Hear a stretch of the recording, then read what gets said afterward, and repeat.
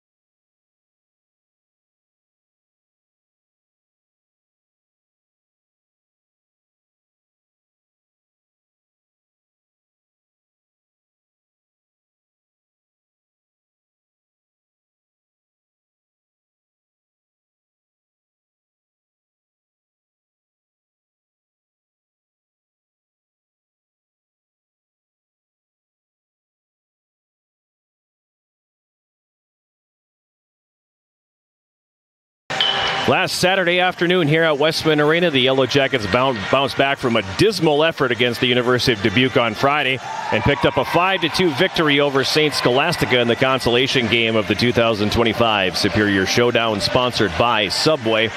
It was a noteworthy win for more reason than one. Number one, it got them back in the win column. Number two, it erased that loss earlier in the year to St. Scholastica when the Yellow Jackets lost 3-1 here at Westman Arena on the first of the three consecutive dreadful Friday evenings. How did we get to that point?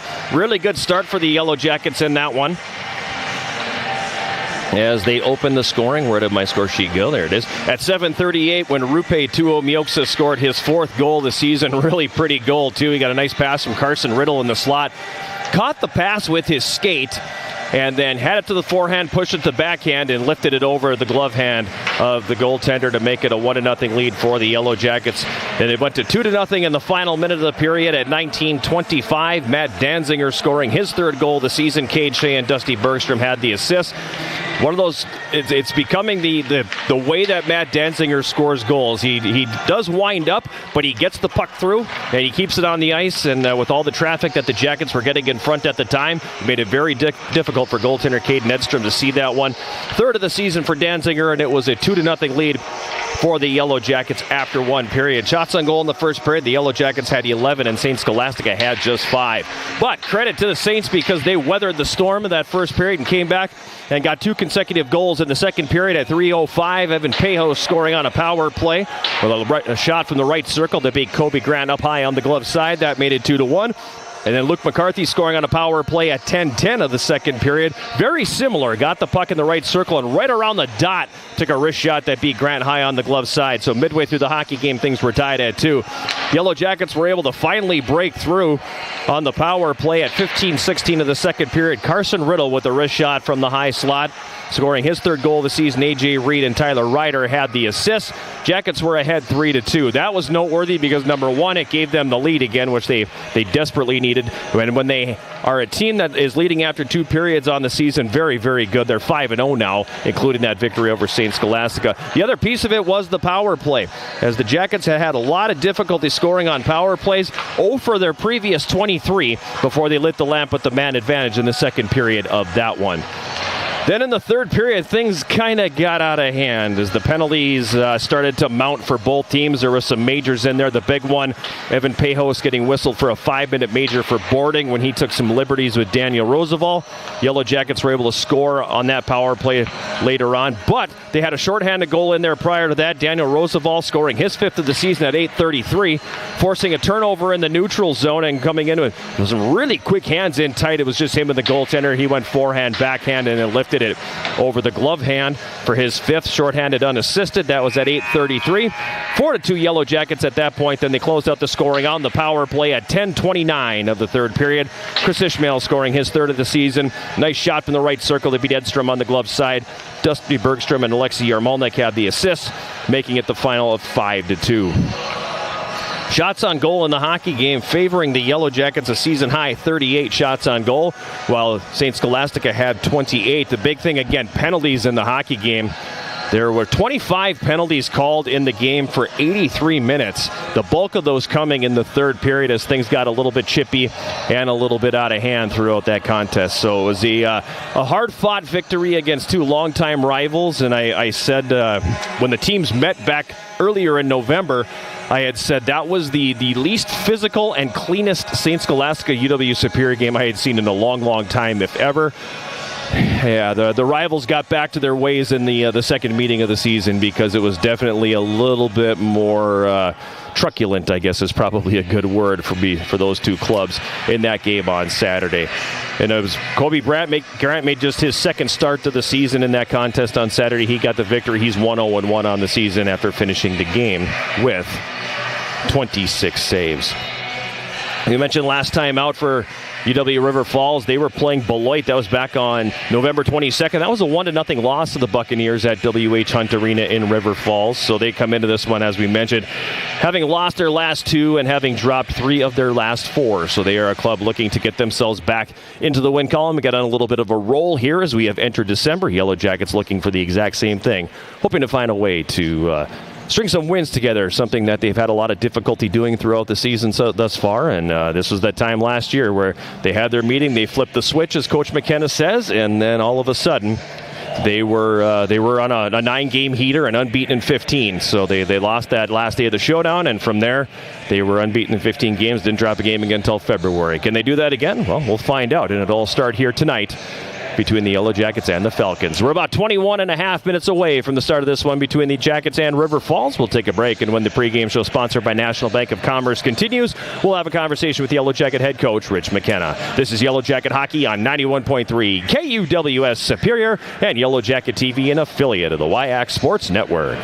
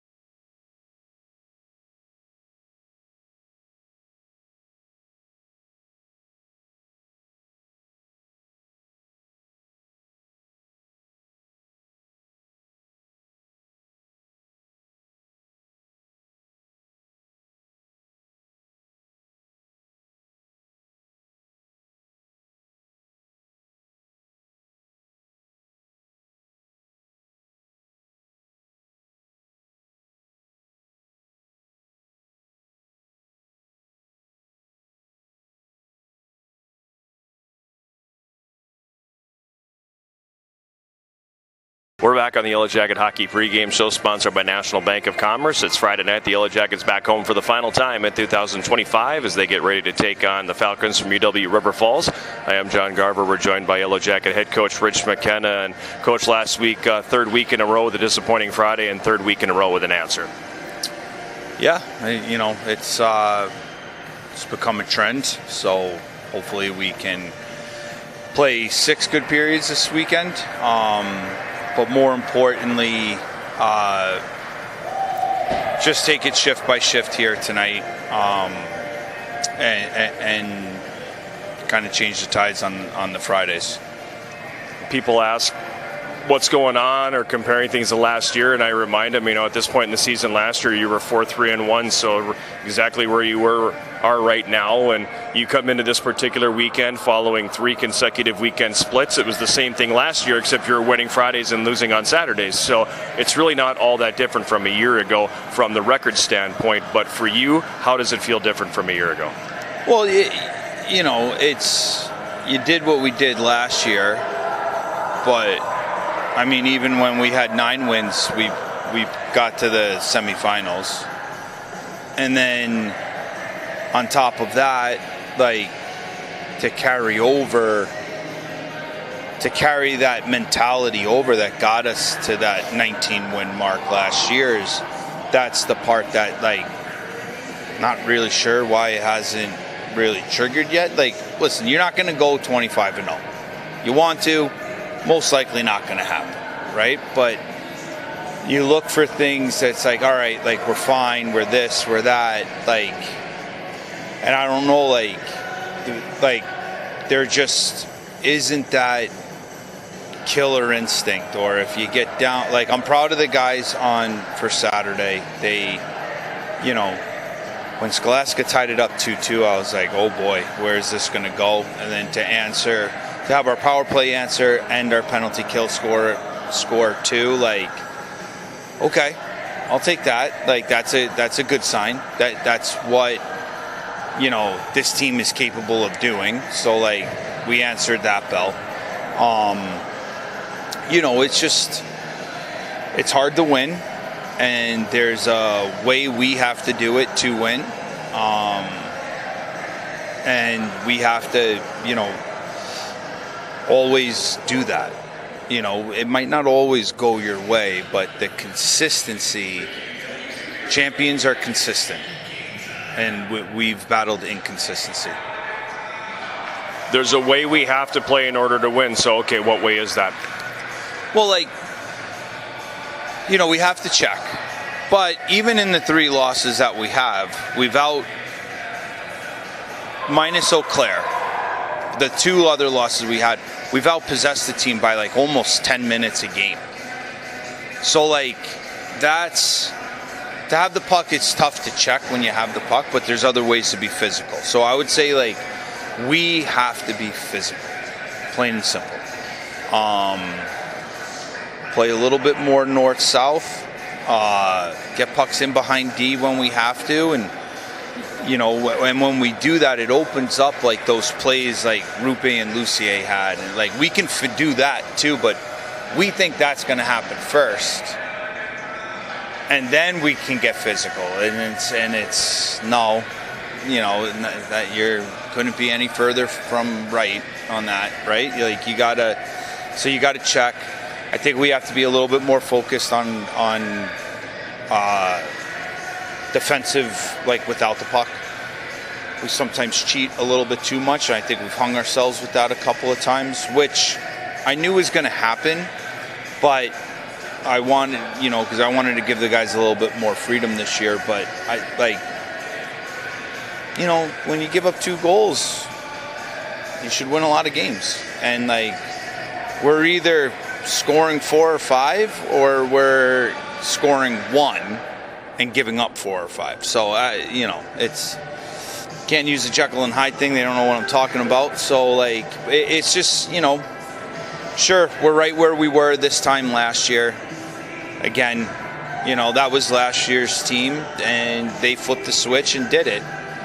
We could flip the switch and still be in this, and still be in this win 1, lose 1 kind of momentum, which I don't care about. I just want to play our best hockey towards the end of the season.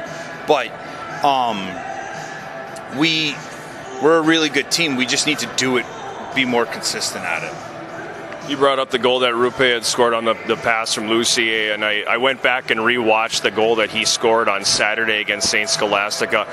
Really a brilliant goal, with catching the pass with his feet, having 3 defenders close in on him, no panic at all, and an unbelievable backhand.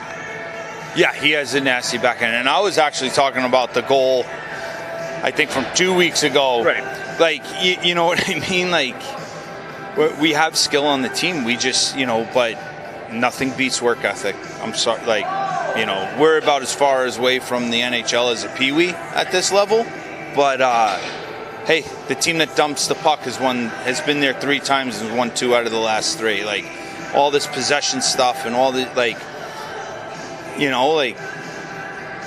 let's play with some hate, and let's be clean, Mike, Elam. I'm not saying this, but play a little bit violent and, like, dump pucks in and play north-south. Like, kids nowadays don't want to play against that. They don't know how to play against that. Like, I'd love to see the glass have to get fixed at some point this season. That being said, last Saturday was the first time all season long that we've actually seen some of that anger and maybe a little bit of that violence that you talk about. Yeah, it was good. I liked it. Wish we were, I got to be careful what I say here on that. It was good. I wish it'll be interesting if we play them again at some point. River Falls coming in now, and they're kind of in the same boat as you. They're win one, lose one, up and down a little bit of inconsistency, and you've had a chance to watch a little bit. What's the plan of attack against them? Well, they're a good skating team. They got a good recruiting class. They got that one line. It's all freshmen that basically doing everything for them. So you got to, they're freshmen, right? Good for them. They're good players. We got to play them hard, and then ultimately, like, our dogs got to show up too. Like, we're not a one-line team. We're more of pick your poison. So somebody's got to come to the table and say, "Jump on, boys! Like we'll go tit for tat, and we'll score our chances. Let's hold them to none." And again, because defensively, I would still take when we're playing the right way, I'd take our team defensively over anyone we've seen so far. So let's see what they can do against us with that, and hopefully we rise to the occasion. If not, we'll be embarrassed for the 4th Friday in a row. Thanks a lot, Coach. Good luck. Love you, guys. That's Yellow Jacket head coach Rich McKenna in his 10th season behind the bench. 115 wins, 108 losses, 20 ties, his all-time mark. With the Yellow Jackets, his counterpart is Steve Freeman in his 30th season with UW River Falls as the head coach. He has a handful of years as the assistant coach prior to that. 471 wins, 287 losses, and 67 ties, his all-time record. Time now to take a look at the starters in this one. First, for the Yellow Jackets, it's going to be Jan Skorpik getting the nod in goal. The 6'1", 170-pound senior from Czechia, making his 8th appearance on the year. He's 4-2, has a 2.41 goals against average, a .913 save percentage, and 1 shutout. And in the semifinal series last year between the Yellow Jackets and the Falcons, he actually came on midway through the 3rd period of that Saturday game when the Jackets kind of realized that victory wasn't going to be in the cards and the thing was going to a mini game. So he came in and used the second half, that 3rd period, as sort of his warm-up leading into the the mini game. But he gets the start here tonight, making his 8th appearance on the season. On the other side, it's going to be Brennan Boynton getting the start here for UW River Falls, making his 9th appearance on the season. He's a 6', 180-pound senior from Champlin, Minnesota, Division I transfer from American International College. He's got a 4-4 record, of 2.26 goals against average, a .921 save percentage for the starting goaltender of UW River Falls. The starting 5 in front of the Jan Skorpik today. The forward line will be Chris Ishmael centering Logan Nickerson on the right wing and Daniel Roosevelt on the left. Defense pair will be Evan Axel and Dusty Bergstrom. Other forward lines for the Yellow Jackets tonight: Carson Riddle will have Rupe Tuomioksa on the right wing and A.J. Reed on the left. Justin Dauphiné will have Andrew Larson on the left wing. And here's the big one: Colin Pedersen back in the lineup tonight. So he'll be on the right side for the Yellow Jackets. Haven't seen him since the 2nd period of the game at Gustavus back on November 7th. So out of the lineup for nearly a month was the Yellow Jacket captain.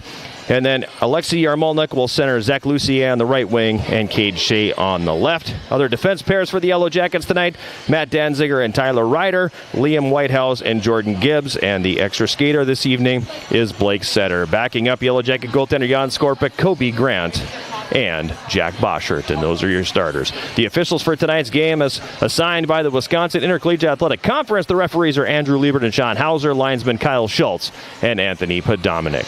We're going to take a quick timeout, and when we come back on the Yellow Jacket Hockey pregame show sponsored by National Bank of Commerce, we'll have a chat with senior forward Carson Riddle. This is Yellow Jacket Hockey on 91.3 KUWS Superior and Yellow Jacket TV, an affiliate of the WIAC Sports Network.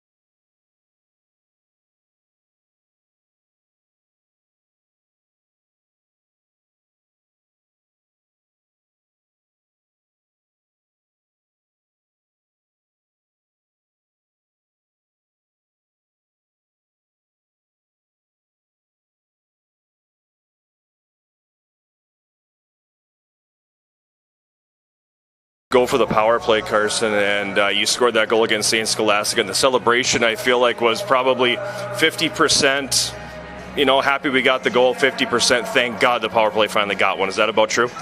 Yeah, I mean, you want your power play clicking all the time. So it was good to finally get on the board again as a team there, get the special teams going, and hopefully we can roll it into tonight. It seems like you're much more comfortable this year than you were last year, and Rich reminds me all the time, he's only been here for like a season and a half, so you are relatively new. You seem more comfortable, is that true? Yeah, I mean, every game, every practice, you're here. The guys make you more comfortable, so, take it day by day, and it's a good culture here, good fit. So how can you not be comfortable when you love where you're at? And it feels like it definitely has translated out onto the ice, too. It's comfortable in the room, and it shows in your play, too. Yeah, I mean, obviously we want to get some more games, some wins here. That's the goal for the rest of the season, try to win as many as we can. Just keep it rolling in the break here and not overlook our opponents and just, like I said, take it day by day and just keep grinding away. It's a Friday, and of course, Fridays have been a difficult thing for this team so far this year. How do you guys get out of that funk on Fridays? Yeah, just being ready for the drop of the puck. Honestly, it's just all mentality, making sure we're ready to go. I know we want to win, we always want to win, and it's more just translating it to the ice. River Falls coming in now tonight. They're a team that's 4-4 on the year. They've been a little bit like you guys, win one, lose one, up and down, a couple of unexpected losses in there. So they're going to come in with a little bit of fire. How do you guys counter that? We just got to play our game. When we're on, I don't think there's a team who can handle us. So, take it period by period, shift by shift, keep it rolling, and, start the streak like we did last year. That's senior forward Carson Riddle, who comes into the game tonight. 3 goals, 3 assists, 6 points in the first 9 games of his senior campaign, and probably off to his best start in his time here with the Yellow Jackets. We're a few minutes away from the start of this one between the Yellow Jackets and UW River Falls, the 173rd all-time meeting between the Yellow Jackets and the Falcons. River Falls has won 81. The Yellow Jackets have claimed 72, and there have been 19 tie games. So who is going to claim the latest chapter in this rivalry? We'll find out in about 4 minutes from now when the puck drops between the Yellow Jackets and River Falls. That's going to do it for the pregame show sponsored by National Bank of Commerce. Drop of the puck will be coming up right after this. This is Yellow Jacket Hockey on 91.3 KUWS Superior and Yellow Jacket TV, an affiliate of the WIAC Sports Network.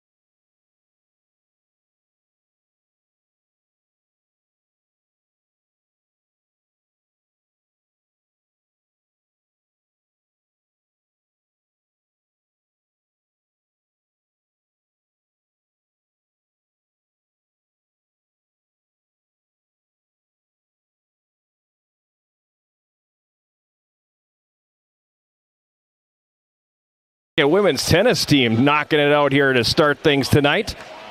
And if that's a tone setter, this is going to be a heck of a night here at Westman Arena. Teams going through their final stages here prior to the drop of the puck between the Yellow Jackets and UW River Falls. Yellow Jackets coming in at 5-3-1 overall, 1-1 in the WIAC. That gives them 3 points. They are in that mushy middle in the WIAC. UW Eau Claire sitting in first place right now. They got 9 points. They have a game at hand because they're a game ahead of everybody else because they played last night and shut out Beloit 5-0 down in Janesville, Wisconsin. So they sit in first place, 6 points ahead of everybody else.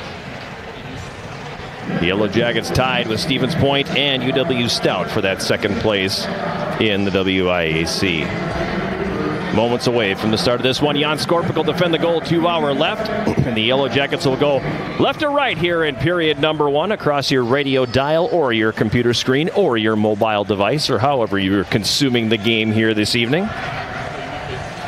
And at the other end, Brennan Boynton, he's carried the mail so far this year. He's played every single game, every minute of every game, I should say, for UW River Falls. Fresh 20 on the clock. Linesman Anthony Podominic stepping in to drop the biscuit. Chris Ishmael will take the face-off for the Yellow Jackets against Max Collette, one of the best draw men in the WIAC, and he will win it. And we are underway here from Westman Arena in Superior. The opening face-off sponsored by Barker's Island Inn. Northern Wisconsin's Island getaway, quick shot right away. Big save, Skorpik, rebound shot. He stops that one as well. So the Yellow Jackets on their heels early, just 10 seconds into this first period. River Falls with a couple golden opportunities right on the doorstep. Jan Skorpik up to the task early. Now the Yellow Jackets, Axel plays it ahead to center. Rink wide feet on the left. Roosevelt across the line. Takes the shot. Stick save is made by Boynton. Rebound is directed up the left wing boards. Taken there by Keenan Ingram. He is a flashy freshman here for River Falls. 13 points already to start his college hockey career. Puck down behind the Yellow Jacket net now over to the left wing side for A.J. Reed. Reed will reverse field and send it back around the boards. Whitehouse up the right wing. Logan Nickerson will chop that one out into the neutral zone. A.J. Reed knocks down the defenseman, and it's going to come back down into River Falls territory. Puck's played over to the left wing boards for Luke Margineau. Margineau now spins that ahead at center for Alex Atwill. Rink wide feed for Ingram on the left wing. He tips it into the Yellow Jacket zone. Circling the net, Whitehouse now. Passed up the left wing. It's knocked out of the air and held in the zone momentarily, but now it does come to center ice. Ben Portner for River Falls. Another one of those fine freshmen that Coach Freeman brought in. Sends a shot in on goal. Skorpik makes the save. Yellow Jackets will pick up the puck behind their own goal now. This is Liam Whitehouse. River Falls in the midst of a line change here. Whitehouse sends it up the left wing. Riddle had it, and he collided with Tuo Mioksa. It'll be cleared to center, but River Falls right back in. Reed Loon. Pass over to the left side. Yellow Jackets break up the play. Andrew Larson sends it up the right wing. That's not going to go. Jackets kind of on their heels here in the first couple of minutes now as Dauphiné carries up the right wing. He comes across the line. Dauphiné in the high slot, lets a wrister go. That'll be high and wide of the goal from the left wing side. Ryder with a shot top of the left circle that goes wide. Danziger couldn't hold the zone. Now River Falls back the other way. Player Reed Loon got upended on the play by Danziger. Should have been a tripping penalty. Now the Jackets nearly put one in their own net here as the pass by Ryder hits Dauphiné in the skate, but Danziger recovers. Jackets back on the attack. Pettersson right circle, a shot, and the save is made by Boynton. Larson now left corner, leaving it there for Colin Pettersson. He tried to get free of the check, but is taken off the play by Teleki. Puck's going to be played to the line, and it does come out to center now. Hunter Jones on the left wing for River Falls sends it into Yellow Jacket territory. Puck picked up by Danziger on the right. He sidesteps one check now. His saucer pass knocked out of the air, and it's going to be played back into the left wing corner. Behind the Yellow Jacket net, Danziger has it here. Danziger comes out the left side. He's going to start it ahead to center. Danziger now. Got it to the River Falls line, but no further, and quickly back the other way. Johnny Myers up the left wing, coughs it up. Jackets can't clear. Now they are going to come to center here. Bergstrom passes that one ahead, but it was behind Cade Shea, so the Jackets have to tag up to avoid the offside. In the neutral zone, played back to the River Falls line. Margineau has it there.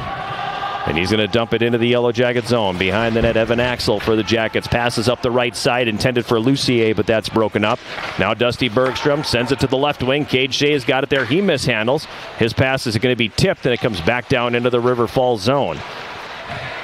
Sondrial's got it for River Falls. Sends it rink wide for Myers. He tips it in. Behind the Yellow Jacket net now. This is Evan Axel giving it for Bergstrom. He looks off a checker and starts up the left wing with it here.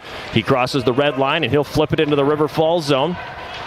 Yarmalnik runs into his man behind the net. That was Carpenter. Carpenter leaving it there for Warham, and Tyler Warham sends it ahead at center now across the line. This is Ingram. He's got it poked off his stick by Jordan Gibbs of the Yellow Jackets, and the Jackets come back the other way quickly. Tuo Mioksa tried to flip it past Warham but couldn't. Warham taken into the boards left corner by Tuo Mioksa. River Falls will come away with the puck here, and they flip that in the air. It's going to get up into the rafters here, and we're going to get a face-off in the River Falls zone. 15:47 remaining here in this opening period. Yellow Jackets and River Falls are scoreless from Westman Arena in Superior. John Garver with you. Hopefully we'll be joined by Jason Roan sometime shortly here this evening, as the Yellow Jackets playing their final home game of 2025. 4 games remaining in the first half, including this one here tonight, all of them in conference play. River Falls controlling the face-off. Just the second face-off of the games. That was a stretch of over 4 minutes of action without a stoppage. And the puck dumped down into the River Falls zone. Tyler Lee wraps that around the left side, and Ingram will chip that to neutral ice. It comes back into the Yellow Jacket zone where Ryder's got it. Ahead on the left wing for Reed. He mishandles. Teleki takes it away from him. Ryder gets it back, and he'll pitchfork a backhand down into the River Falls zone. Turnover at the left side of the net. It hops over the stick of Carson Riddle. 2 Yellow Jackets over skating, as A.J. Reed was also in the vicinity. And now back the other direction, River Falls. Ingram tips it into Yellow Jacket territory. Dylan Smith giving chase. Gives it back to Ingram. Nifty stick handling move. Takes the shot from the left circle, and Skorpic makes the save. Rebound comes to the right wing now. Dylan Smith feeds it for Ingram. Danzinger all over him. Ingram taken into the end boards. Puck loose at the right side of the Yellow Jacket net. Taken away there and played the other way by Roosevelt. His pass to Nickerson that slides off his stick, and it's going to be played right back down the other way into the Yellow Jacket zone. Behind the net now, this is Bergstrom. Tries to duck underneath the check. Unsuccessful, and the puck is going to be recovered by River Falls. In the right wing corner, Yellow Jacket zone. Coming out with it there is Reed Loon. He carries it into the high slot, turns and fires. That's blocked by Roosevelt. Puck coming back the other way now. Roosevelt pokes it past the defense. Turns, tried to center for Ishmael going to the net. And Boynton's going to make the save, and he'll cover. And we're going to have a face-off coming up here in the River Falls zone. So a nice start for Daniel Roosevelt there. Had an opportunity on his first shift and had a really nice piece of action there as he was able to block the shot, get up the right wing side. Tried the spin around pass after he poked it past the defense, but unable to get that through to Chris Ishmael. Jackets controlling. Roosevelt sends it to the right wing corner. Ishmael chases it down behind the net. He loses the handle on the puck.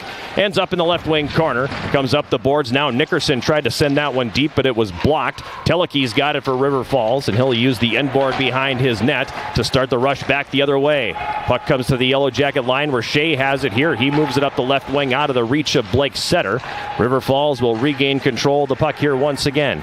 It's going to be moved ahead on the right wing and tipped down into the Yellow Jacket zone by Burke Simpson. Jackets get there first. Gibbs around the right side, tipped to center by Setter. That's going to come all the way down the ice. It's loose behind the River Falls net now, and the Falcons will come away with it here with Burke Simpson sending it ahead to center. It hops the stick of Owen Belisle, but it's going to be picked up and sent in by Middendorf. Behind the Yellow Jacket net now, it's Evan Axel. Axel playing that ahead to center. It's going to come down into the River Falls zone, chasing it down. Aiden Torres. He's taken into the end boards by Blake Setter. Torres' pass is held in at the right point by Axel. Down to the right corner. Setter up top again. Axel over to the left point. Bergstrom takes the wrister. Tipped in front, and the save is made by Boynton. Setter turns and throws that one right through the goal crease. On the left wing boards now, this is Bergstrom. He carries behind, comes out the right side. Wanted the wraparound attempt. Torres pokes it off his stick. Now in the right wing corner, Shea comes away with it here. Right circle, feeding it in front. It goes off the stick of Yarmalnik. That'll end up in the right wing corner. Falcons will get control here, however, and they're going to clear that out into the neutral zone. Yellow Jackets will get it back. Quickly up the left wing side. Axel goes to dump it in. It gets gloved out of the air quickly, and right back the other way comes River Falls. On the left wing side, Middendorf with a nifty move. Cycles it down low. Centering pass is going to go off of Danzinger. Ends up in the right wing corner. This is Ingram centering feet out front. The shot taken by Collette goes off the outside of the net. Yellow Jackets go to clear. That's not going to come out of the zone. Puck in the high slot, scooped up by Pettersson. He'll start back the other way. Pettersson across the line, right circle, fires. It gets blocked. Pedersen now has his pocket picked on the right wing boards. River Falls back the other way. Atwill on the right wing. Crosses the Yellow Jacket line. Poke check by Ryder. It comes up to the right point, and the long shot taken by Sondrial is going to miss wide of the net. Great pace here in this first period as we have nearing the 8-minute mark of the opening frame. No score between the Yellow Jackets and River Falls. At center, it's controlled by the Falcons. Marganeau dumps it around behind the Yellow Jacket net. It comes up on the right wing side. Falcons regain control in the right corner with Portner. Portner looking out front. That's not going to go. And then back the other way. Here come the Yellow Jackets. This is Ryder on the right wing across the line. Ryder for the Yellow Jackets centering feed out front. That's going to be broken up. And River Falls will send that back down into Yellow Jacket territory. 11.5 minutes to go here, first period. No score. Yellow Jackets and River Falls. On the right wing, Riddle backhands that in, and we're going to get a whistle and a stoppage in play offside. Will be the call on the Yellow Jackets.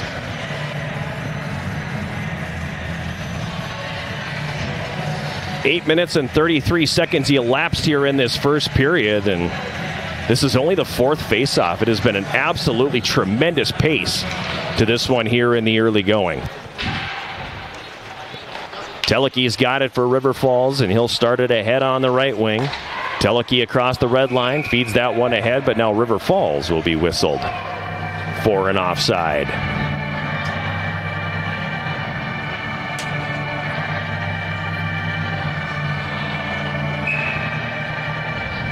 .11:16 to play, first period. No score from Westman Arena in Superior. John Garver with you here on this first Friday in December. Reed Loon controlling it here for River Falls. He carries to the right corner. Gibbs takes him into the boards. Loon plays it around up the left wing side now. Lindahl's got it there. He'll fire it deep. Loon behind, then it tried to center. Reed's going to pick that one off. A.J. Reed, rink-wide pass on the right. Off the stick of Carson Riddle. Falcons regained control. Whitehouse held it in for a moment, but now River Falls will send it back the other way. Evan Axel chasing it down in his own zone ahead at center. Riddle tips it in. It's on goal, and the save made by Boynton. Now the puck picked up behind the net. Teleke is going to leave it there for Lee. Tyler Lee for River Falls. Back for Teleke. He throws that up the left wing. It's tipped in by Belisle. It comes down behind the Yellow Jacket net. Bergstrom's got it there. He's going to be taken down, and that's going to be a penalty on River Falls. As Dusty Bergstrom had his skates taken out from underneath him. Hunter Jones is going to be the guilty party, and it's going to be a Yellow Jacket power play.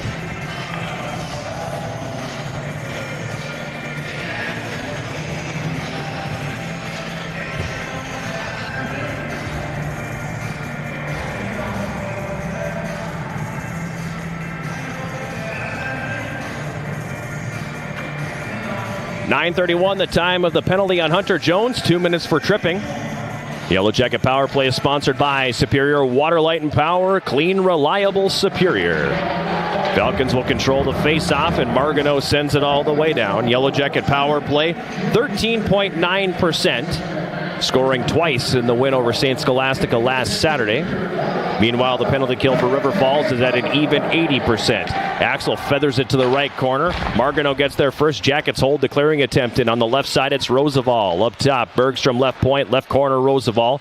He carries behind the net to the right wing board for Ishmael. Ishmael now back down for Roosevelt, right wing corner. He'll play it up top. Bergstrom over to the right point. Axel down to the right corner. Now right half board. This is Roosevelt.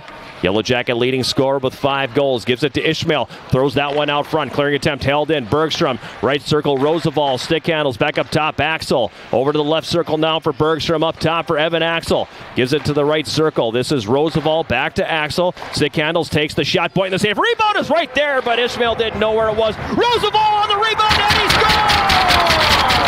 scores!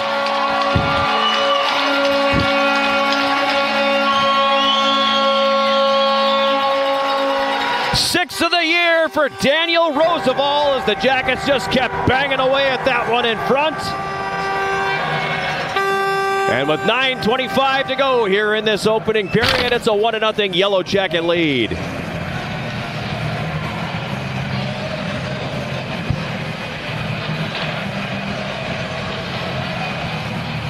Guessing Ishmael will get one of the helpers we'll see on the second one, but just got banging away at that one, relentless in front, and the Jackets lead. Scoring for your Yellow Jackets, his 6th goal of the season and 16th of his career. Number 9, Dan Roosevelt. He got an assist from number 23, Chris Ishmael, and number 21, Evan Axel. So Axel and Ishmael getting the assist. Time of the goal again, 10:35. And now it looks like another penalty forthcoming. Probably going to be on the Yellow Jackets, I am assuming. Oh, check that. It's the media timeout. My mistake. Media timeout. I saw I heard the hit. I heard some complaining. And then I looked up and saw that the referees were going to the scorer's table, but it's like, no, that's the media timeout, man. Happens in the first period every single time, and it gives us a chance to say, if you can't get enough of the Yellow Jackets, tune into Eye of the Swarm, the official podcast of Yellow Jacket Athletics. Join the Big Sound Matt Johnson and me throughout the year as we sit down with Yellow Jacket student athletes, coaches, and other guests. Eye of the Swarm is available at uwsyellowjackets.com/podcast, Spotify, iTunes, or wherever you get your podcasts. Our latest episode will drop on Monday, as we had a chance to catch up with Glenn Drexler, the head coach of the Yellow Jacket cross-country and track and field teams. And we also have a chance to say Yellow Jacket Hockey and Bills Distributing are partnering to benefit Folds of Honor for the 10th year in a row. Every time the Yellow Jackets score a goal at home, Bills Distributing will donate $20 to Folds of Honor, helping provide scholarships and educational assistance to the families of fallen or severely wounded servicemen and women and first responders.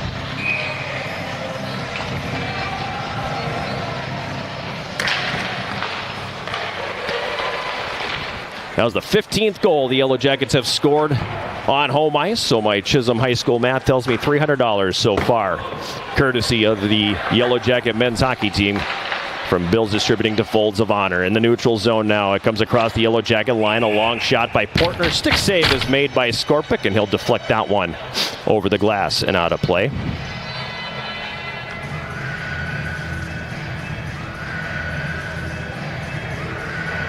.8:49 remaining. Opening period, 1-0 Yellow Jackets. Power play goal from Daniel Roosevelt, his 6th. The marker that is on the board right now. The puck is in the left wing corner, Yellow Jacket zone. Yarmalnik in there working it loose. Blows up the right wing boards for Lucier. He tips it out to neutral ice. River Falls regaining control now with Sondrial, and he'll send it down into the Yellow Jacket zone.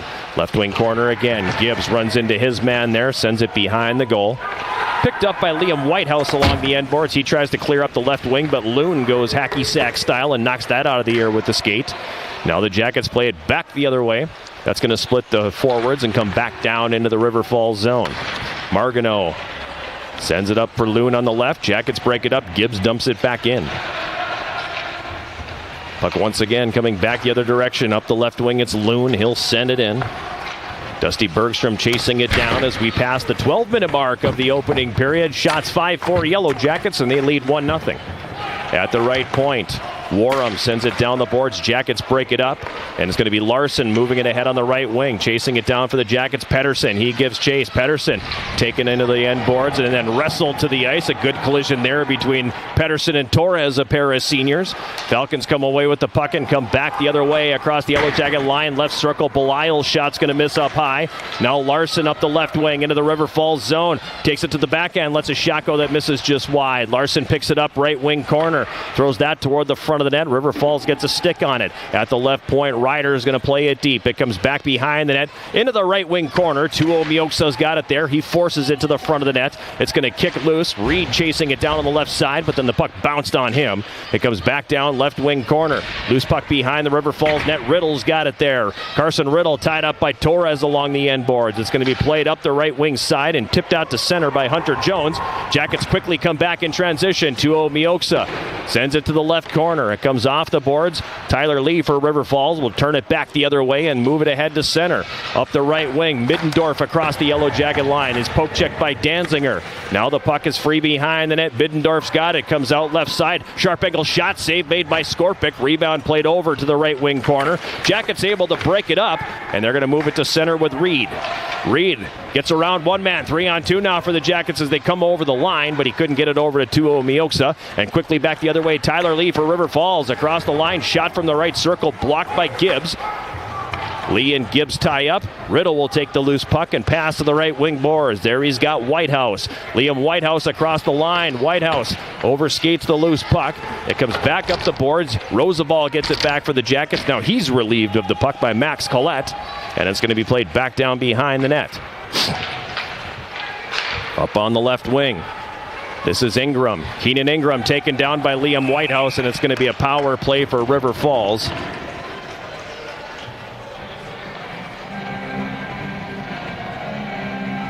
As Whitehouse is going to be called for tripping at 14:07. Dangerous game for the Yellow Jackets here as River Falls has a very good power play.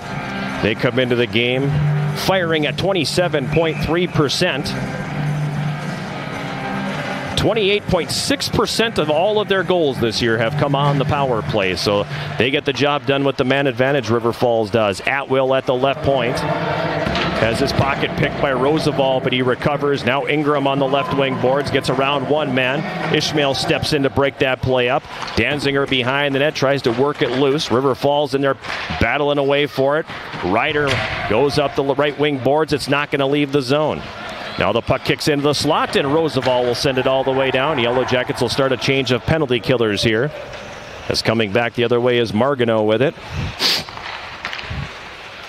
Margano dishes it off on the left wing. Portner now across the line. Drops it for Atwill at the left point. He couldn't handle the pass coming back to him, and it's going to be out to the neutral zone. Yellow Jackets forcing the regroup here. On the left wing, this is Portner. Portner across the line, gets knocked off the play. Puck picked up by the Jackets. Axel tries to clear it, doesn't come out. Atwill holds it in at the left point with a minute left in the power play. Portner left circle. Gives that one up top. Now Ingram, a shot taken from the right circle, and the save is made by Skorpic. Fanning on the clearing attempt. Axel, second attempt, gets to the line, but some great ups there by Margano to hold the zone. Now on the left side, Atwill throws it over to the right circle. Looking for Portner there, it's not going to go. Back Atwill again, left circle. Portner in the right circle. Gives it up top. Margano fires and scores. A lot of traffic in front of Jan Skorpic there. Not a whole lot he could do. And this one's tied.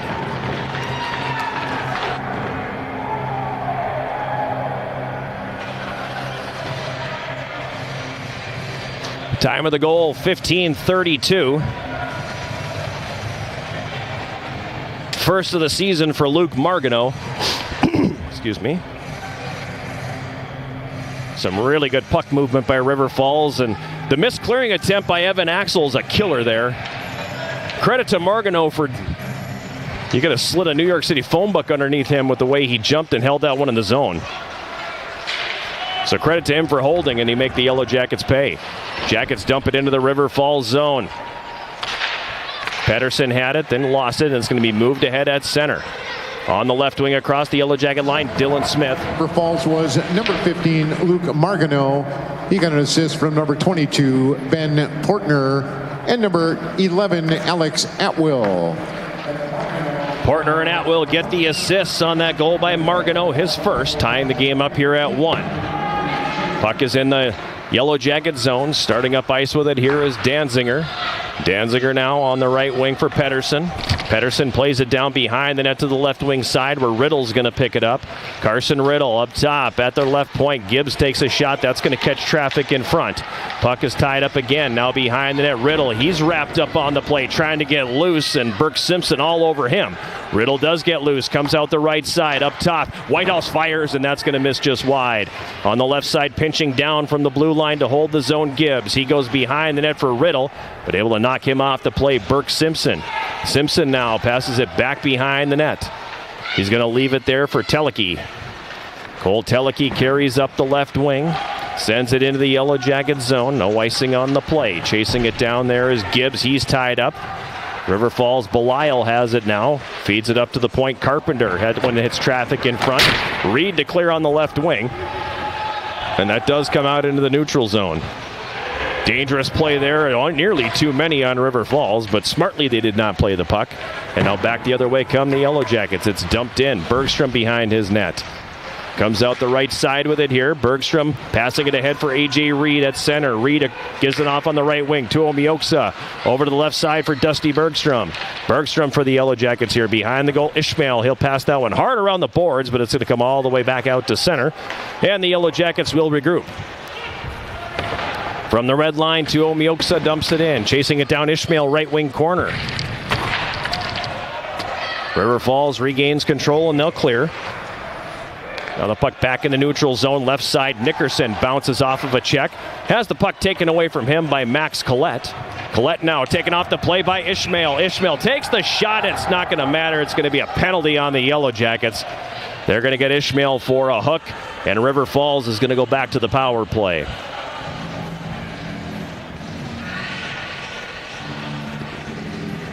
Time of this one, 18 minutes exactly. So here's the hoping that the Yellow Jackets will close this opening period on the power play.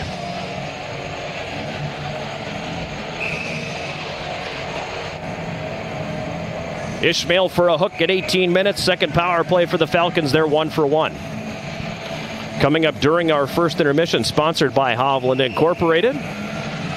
We'll have a summary of the scoring and everything, and probably a little bit of play-by-play of the Mite 1 game that's going to be going on. The Mite 1s of the Superior Amateur Hockey Association will be entertaining the crowd here during intermission number 1. But for now, River Falls, they have the puck in the Yellow Jacket zone on the left wing side. Middendorf sends it behind the net to the right side. Portner has got it there. He cycles it down low. Jackets intercept, and Riddle sends it all the way down. Behind the net, Margano coming out with it here. Margano feeds it ahead on for Middendorf right wing. He's taken off the play by Pettersson. The Jackets fail to clear. Margano holds the zone again. Atwill left point. His pass hits escape. Margano holds again. On the left circle now. This is Atwill walking and shooting. That gets blocked. Pettersson sweeps it back down into the left wing corner. Minute 15 to go in the penalty and the period here. Ingram behind the net. Gives it to Portner, right circle. Back to Ingram now. He's got a right circle. Tried to go across. It was tipped. Right wing corner, Portner. Up top, Margano. He takes a shot that's deflected over the top of the net. Yellow Jackets choke up on the stick, and it'll finally be cleared out into the neutral zone, but not deep enough. And right back the other way, River Falls on the attack with Middendorf on the left wing. Middendorf stick handle, throws it into the slot. That's tipped away by Carson Riddle. It comes down into the River Falls zone. Atwill giving chase. Riddle tried to lift the stick, but Atwill a little bit stronger on the stick there. And back the other way, the Falcons come with Ingram up the left wing. Keenan Ingram sends it behind the Yellow Jacket net over to the right wing side. Now the puck is along the end boards with 30 seconds to play in the first period. In the right wing corner, puck is worked loose. It comes back around the boards over to the left side. At the point, Dylan Smith sends it back to the left corner. Myers plays it behind the net, now gets it back. Myers down to the left corner. Reed Loon is going to leave it. It's carried up into the high slot. Fed to Teleki, right point. He takes the shot. Check that. He goes down low for Myers. Now back up top for Teleki. Teleki takes the long shot. It's blocked in front by Danziger. And then the Yellow Jackets will just sweep that one away from trouble. And the first period will come to a conclusion. Each team cashing one in on the power play, and after 20 minutes of play, the Yellow Jackets and River Falls tied 1-1. We're going to take a timeout. We'll come back with our first intermission, sponsored by Hovland Incorporated, right after this. This is Yellow Jacket Hockey on 91.3 KUWS Superior and Yellow Jacket TV, an affiliate of the WIAC Sports Network.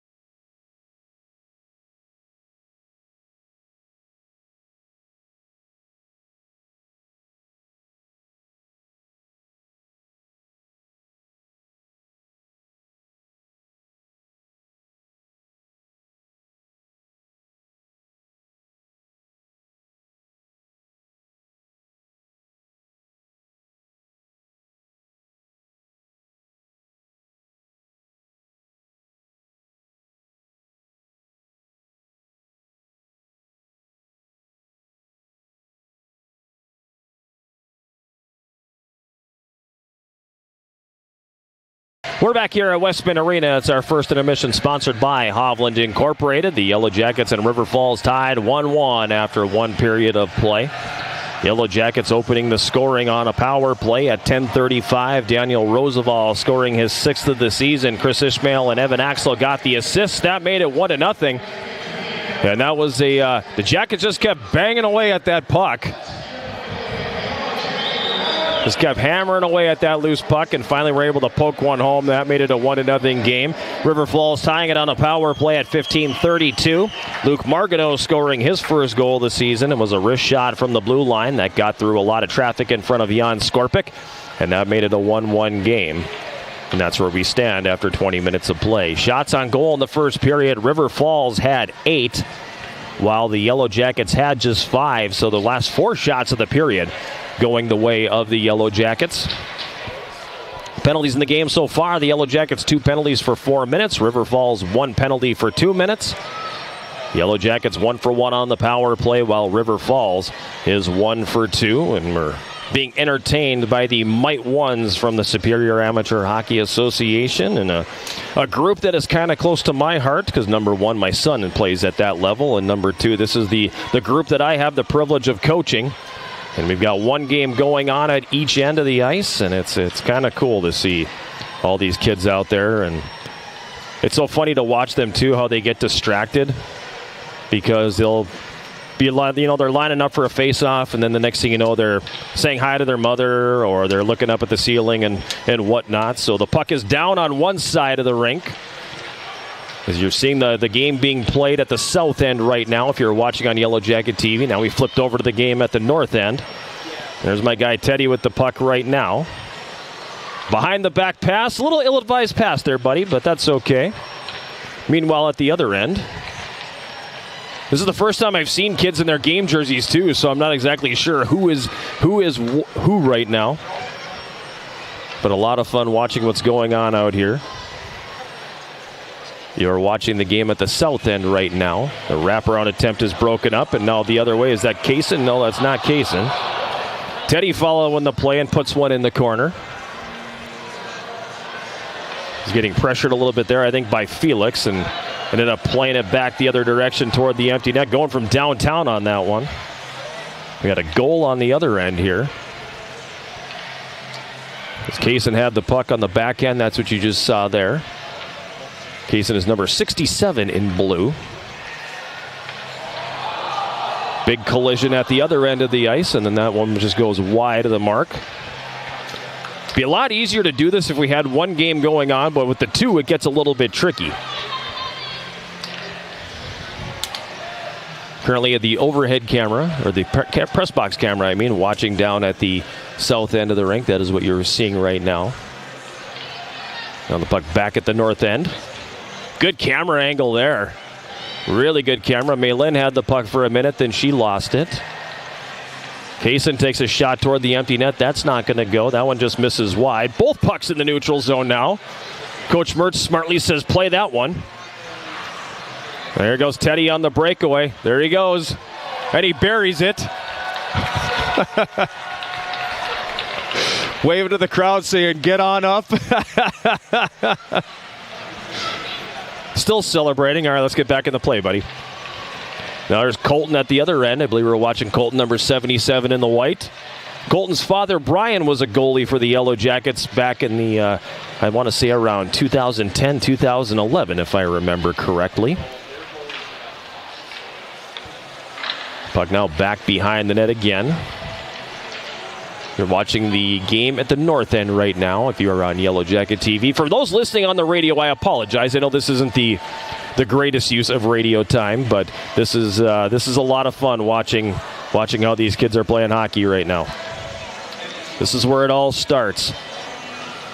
Teddy with the long shot from the left side. That's going to miss wide.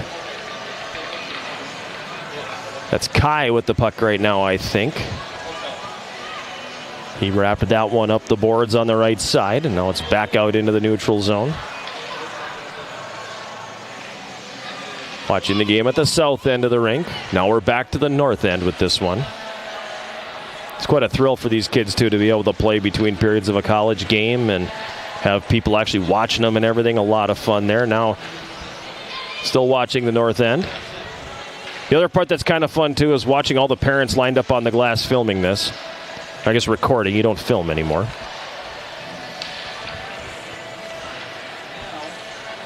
Camera currently on the game at the south end of the ice. Comes back behind a net. I say Teddy's name a lot because the people who listen to our games know full well that that's my son, so I definitely know which one he is.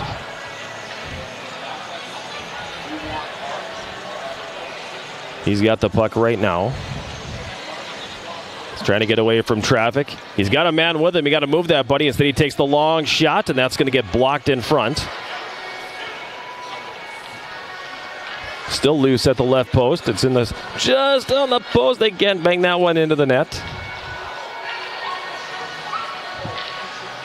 Still in the south end here is where this one is what is happening here. Puck is loose in the goal crease, and they got one there. Can't tell who that is from here. That's a good celebration, though. Get back, tag the net, and fall down. I did that plenty in my first year of Mites. Meanwhile, back at the north end, the puck gets up on end, and Carson's going to pick it up. Carson's number 65 in the white. Drops it for Colton. Colton's pass gets blocked. That goes all the way over. Kaysen is number 67 in the blue. Now we're back at the other end on the south end of the ice. Felix has the puck right now. He's going to carry it all the way back behind the net. Now he's working his way up the right wing. Throws it toward the net. Goes off the defense, but it's going to miss wide. 66 in blue. Teddy picked that one up. Now we're back to the other end. Puck is behind the net. There's a minute to go in this one. Kaysen on the breakaway, and he missed. We're going to work on that in practice. Another goal for Teddy, begging the crowd to get up on its feet. Don't hit the net with that stick too hard, though, buddy. Those things are expensive. Now a steal by Teddy. Right there in front of you. Good use of the open ice to play it around to the right wing side. Centering attempt by Nolan doesn't go. Teddy on the doorstep.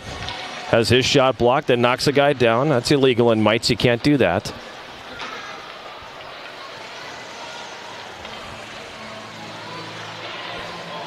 Now it's Felix on the breakaway, and he's going to lay that one in. Big goal for number 82 in white. That was Felix. Final seconds are ticking off the clock.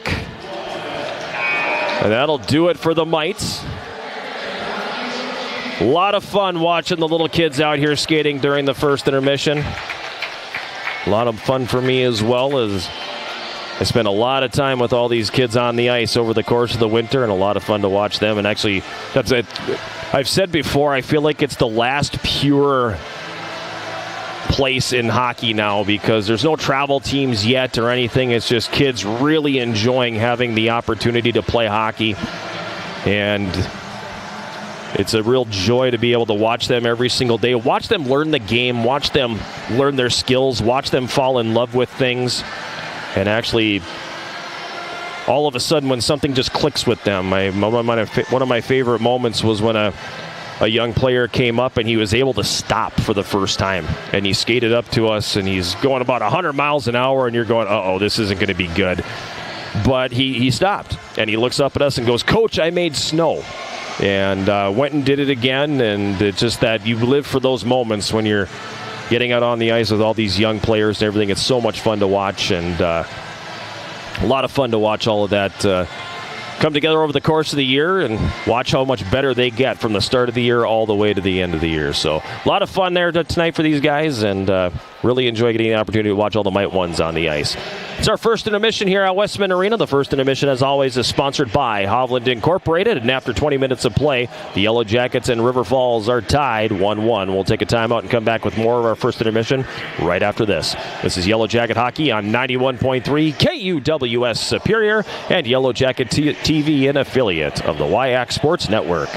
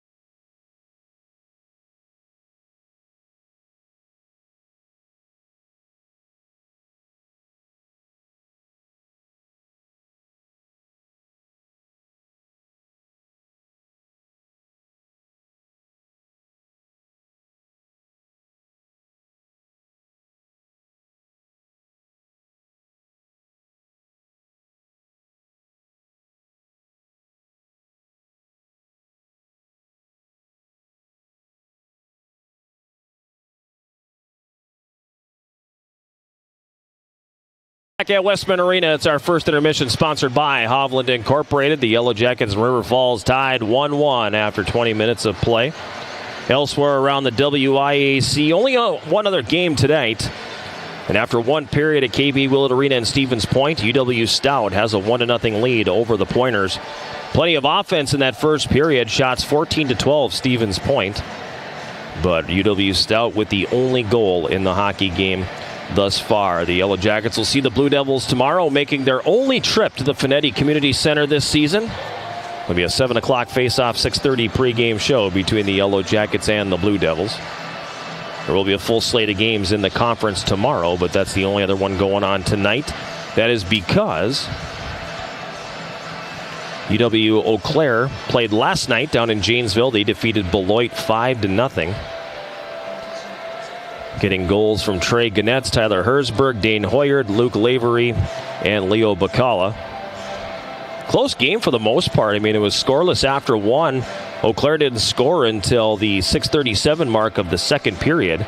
And then they piled on 4 goals in the third period, basically scoring 4 times in a span of 7.5 minutes. And that is what allowed them to pull away from Beloit in that third period. So that 5-0 victory, that gives them 9 points on the campaign. And when you look at the WIAC standings, Eau Claire is in first place with 9 points. They're now 5-3-1 on the season, 3-0 in conference play. Then you've got Stout at 4-2, the Yellow Jackets at 5-3-1, and Stevens Point at 3-4.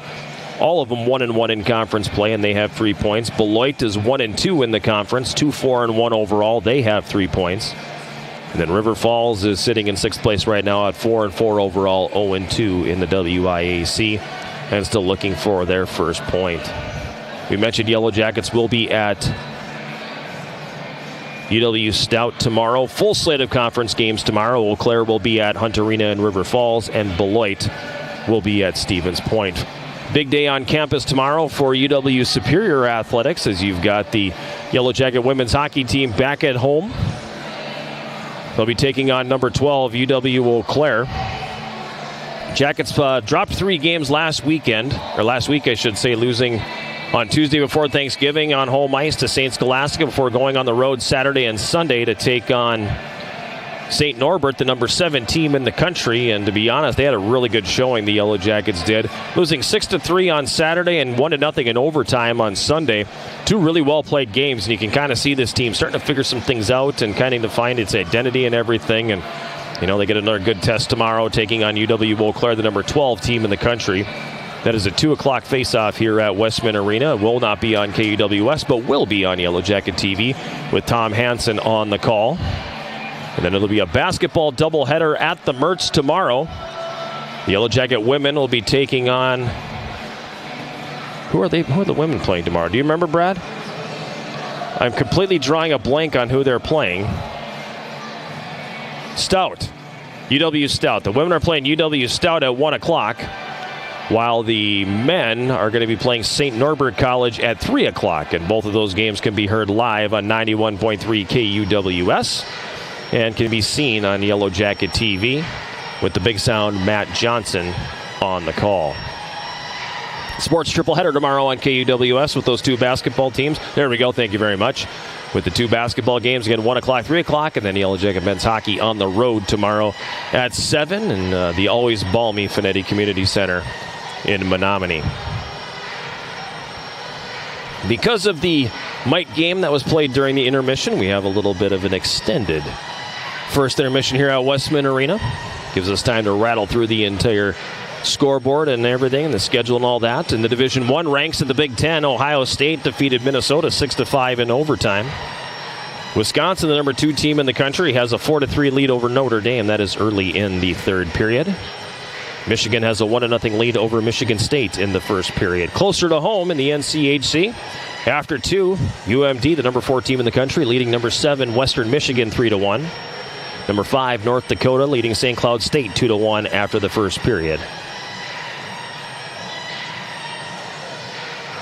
And that is your out-of-town scoreboard here on this Friday evening. Everybody gets a good look at my bald spot there, which is a sizable bald spot nonetheless. But coming up after this one here tonight, The Yellow Jacket men's club hockey team will be back home taking on UW Milwaukee, 9:30 face-off. So once this game is completed, the Yellow Jacket men's club hockey team will take the ice. You'll be able to see that one live here on Yellow Jacket TV.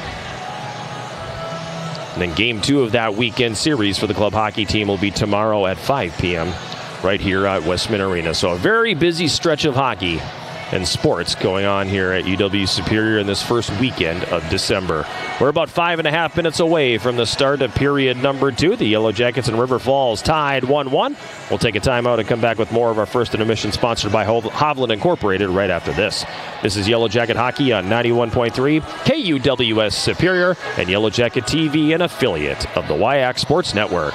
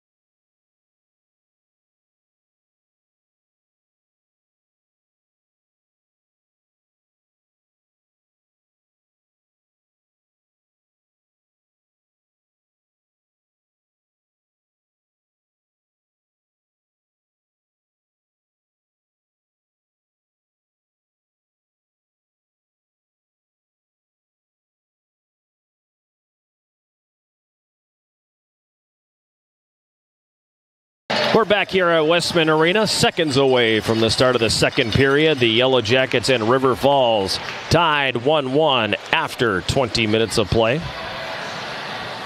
Daniel Roosevelt with the power play goal for the Yellow Jackets at 10:35. And Luke Margano with the power play goal at 15:32 of the opening period for UW River Falls, tying us up at 1-1. And they see the penalty box door is open for the Yellow Jackets. But that would be because the person who works the penalty box is not in there yet. So I thought maybe there was some kind of a penalty coming at the start of the period, but it appears we'll be an even 5-on-5 to start the middle frame. Middle frame has not been good to the Yellow Jackets this season. They are a -3 in the goal department. They've scored 8 times and given up 11. River Falls, meanwhile, is a +5 in the second period. And this has kind of been the situation, the part of the game where the Yellow Jackets have had things spin away from them on these Fridays. So hopefully we can not have that happen here in this second period. 7 saves for Jan Skorpic. He defends the goal to our right. Jackets going right to left here in this second period. Controlled in the neutral zone on the left wing. Dusty Bergstrom sends it in and hops over the stick of Boynton on the right wing side. Nickerson gives behind the net for Ishmael now. He fires it up to the right point for Axel. Over to the left point. Wanted Bergstrom there, but it was tipped away, and back the other direction is Biddendorf. He takes a shot. The save is made by Skorpic. He'll deflect that up over the glass and out of play. Evan Axel kind of telegraphing that. Not kind of telegraphing. He did telegraph that pass. Just about everybody in the building knew where that puck was going to go from D to D. Pretty slim margin there, too, with where they were positioned on the line, and it was broken up and offered up a scoring opportunity back the other direction. Jackets controlling it here. Tyler Ryder goes up the left wing. It's knocked down. Roosevelt works it to neutral ice. River Falls will dump it back in. Now Ryder goes up the left side for Roosevelt again, but he fell down. And that will result in an icing call. And a face-off coming back here in the Yellow Jacket zone. So we went 4.5 minutes without a stoppage to start the first period. And at the midpoint of the period, we only had 3 stoppages, but we've already had that here in the first 33 seconds of period number 2. Danzinger's got it for the Yellow Jackets here. He plays it ahead into the neutral zone. Teleke for River Falls has his pass in the neutral zone picked off.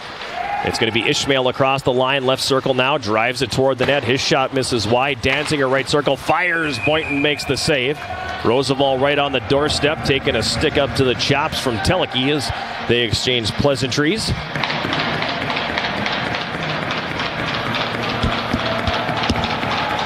Face-off will be in the River Falls zone once again. Ishmael, the recipient of a good bounce just inside the line. Unfortunately, he ripped that shot, tried to go low, missed the lower right corner and fires it into the corner. Jackets off the face-off, working to the front of that was Riddle. Then he's upended, losing the puck at the last minute.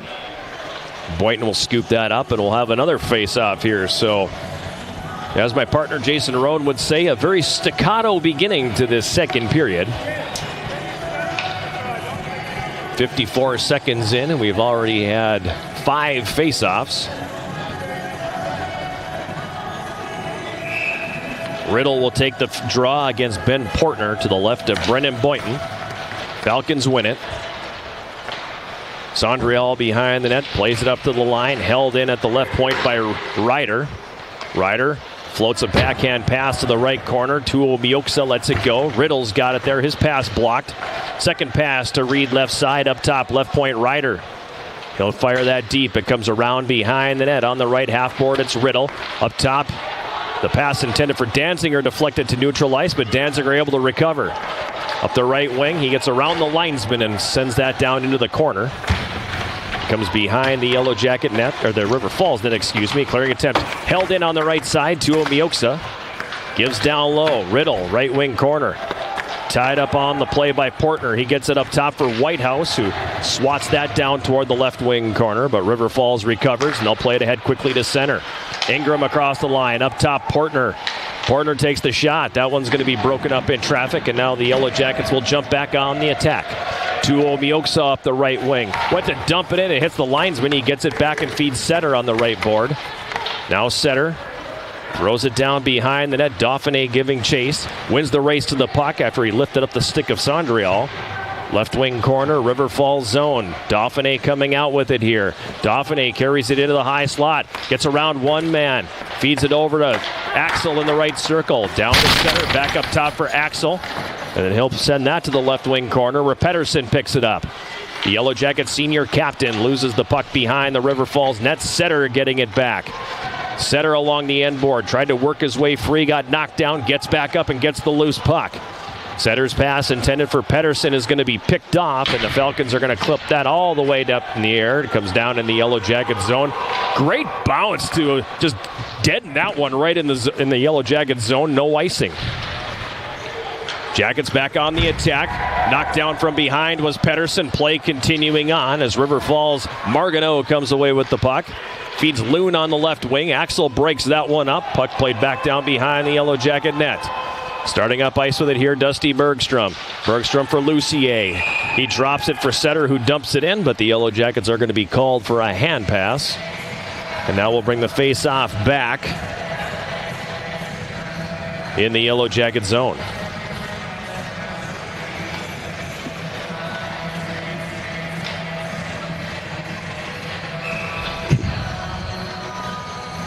Each team with a shot on net here in the first 3+ minutes of the second period. Yarmolnik's got it for the Yellow Jackets. Banks it off the left wing boards. It's tipped down in the River Falls zone. Lucier thought he won the race to the puck, but defenseman Ian Carpenter getting there first, and that will be an icing call. That'll bring the face-off back down here in the Yellow Jacket zone to the right of Jan Skorpic. Excuse me.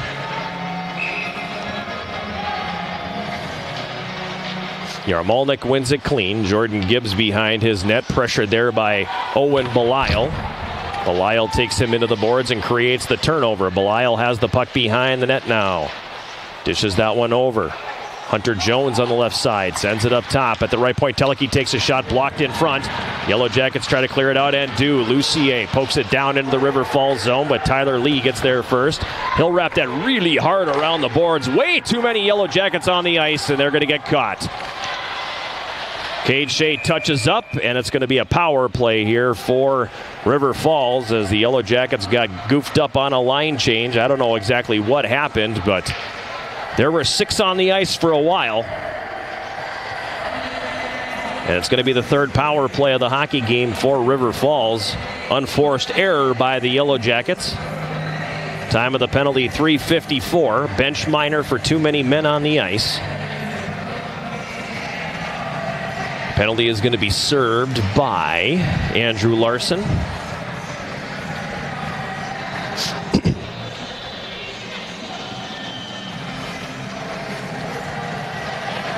So this River Falls power play came into the game at 27.3%. They already have one with the man advantage. Jackets playing with fire here.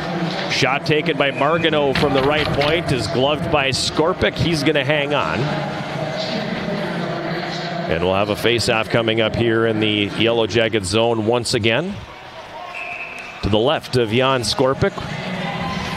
16:01 remaining here in period number 2. 1-1 the score. It's been a good one here at Westman so far. Roosevelt to clear, and he wires that one up into the River Falls bench. Did that catch anybody? Did that get one of the coaches? I can't tell. Danziger got it behind the net and just fed it to the other side, and Roosevelt a one-timer, but obviously no glass in front of the bench. Sent that in at about 100 miles an hour. Jackets controlling the draw. Ryder tries to go up the right side, gets it to Ishmael. He cuts it to the middle now, shorthanded 2-on-1, but a good job on the back check by Portner to break that one up. River Falls back across the line. Penalty coming. It's going to be on the Yellow Jackets.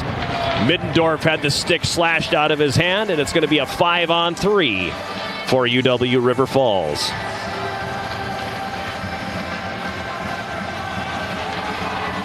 Chris Ishmael to the box for slashing.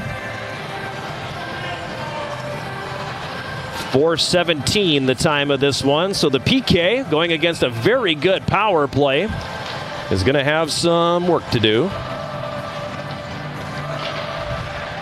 Falcons win the faceoff. Atwill from Margano, right point, back to Atwill. Now down to the left of the net, Middendorf up top. Margano, Middendorf left circle, over to the right circle. Portner, the shot and the save made by Skorpic. He got over to the left post and kicked that one away. Now Atwill's got it on the left wing boards. Centering pass out front. Puck is loose and then swept into the corner by Liam Whitehouse. Jackets give chase. River Falls holds, but it gets right away from Portner, and that comes out into the neutral zone. Yarmolnik, Whitehouse, and Bergstrom on the ice for the Yellow Jackets. A minute to go in the 5-on-3. Portner on the left wing side. Fires that one up top. Now it comes down low left side of the net. The one-timer by Middendorf hits the outside of the cage. Yellow Jackets go to clear. Again, it's held in with an athletic move at the line. And they score. It's going to be Ingram, the leading scorer in the WIAC. With the power play goal, Jackets need to learn how to stay out of the penalty box because right now they trail 2-1. 9th of the season for Ingram. 5:07 the time. Should be Atwill and Margano getting the assist, but on both these power play goals for River Falls, the Yellow Jackets failing to clear. Some very athletic moves. First one in the first period by Margano, the second one by Atwill. And it just tells you got to get that thing up in the air, man. You can't just let that thing. For the Falcons at 5:07 of period 2. The goal scored by number 26, Keenan Ingram. He gets an assist from number 15, Luke Magano, and number 11, Alex Atwill. Atwill and Margano get the assists on the power play goal. That one a result of the too many men on the ice penalty. That's the one that comes off the board. So Ishmael remaining in the penalty box. He'll be there for another 53 seconds. Jackets trailing 2-1, 14:36 remaining here in this second period.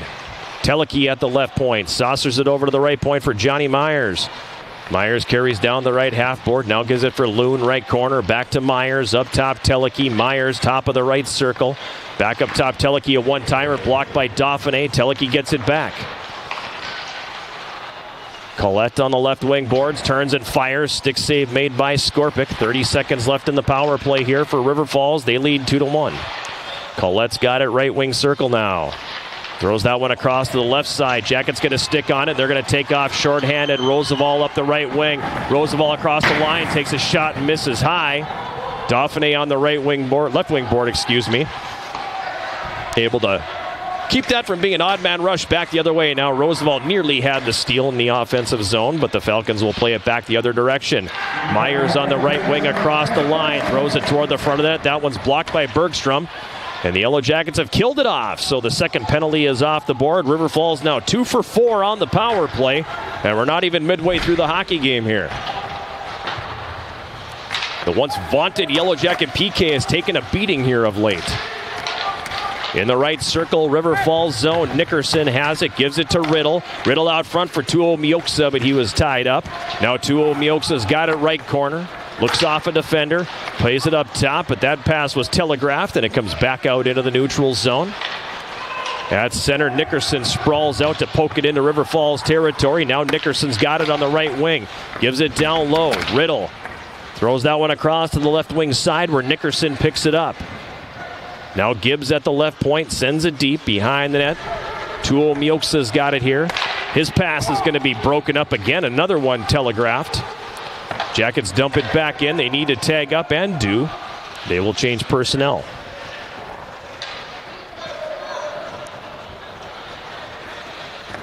On the left wing, Burke Simpson. Rink wide pass on the right. Teleki plays it into the Yellow Jacket zone. Whitehouse back there. Around the boards left side. Larson can't clear. Does come out to center briefly, but it's played right back into Yellow Jacket territory. Gibbs up the right wing for Pettersson. He dumps it in. Boynton out of his net, wraps it around the right side. Picked off by the Jackets. It's Dauphiné right circle. Up front, Pettersson the one-timer, and the save is made by Boynton. Pettersson on his own rebound, and he pushes it wide to the left. Ryder at the left point. Tries to go down the boards to the left corner. That's going to be intercepted, and back the other way comes River Falls. They dump it into the Yellow Jacket zone as we've passed the 8-minute mark of this second period. 2-1, River Falls with the lead. Ryder carries it ahead on the left wing boards. He'll cross the line and dump it in, but it gets knocked down and is sent right back the other way. And that'll be an icing call on River Falls.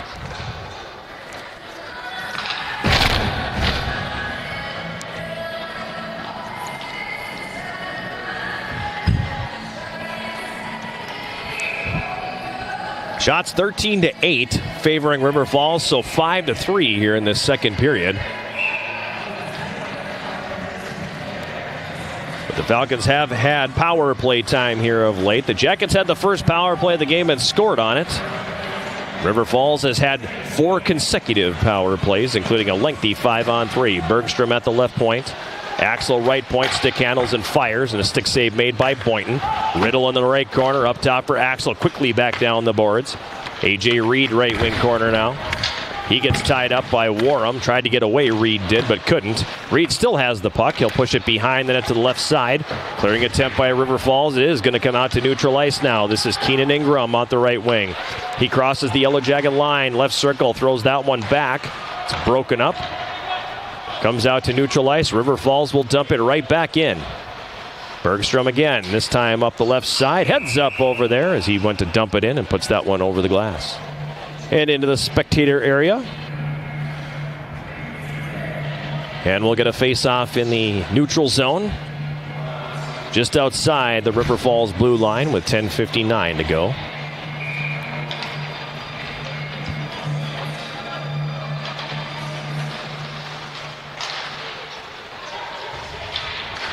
Gibbs had it for the Jackets. His pass picked off, and it's going to be dumped in by Middendorf.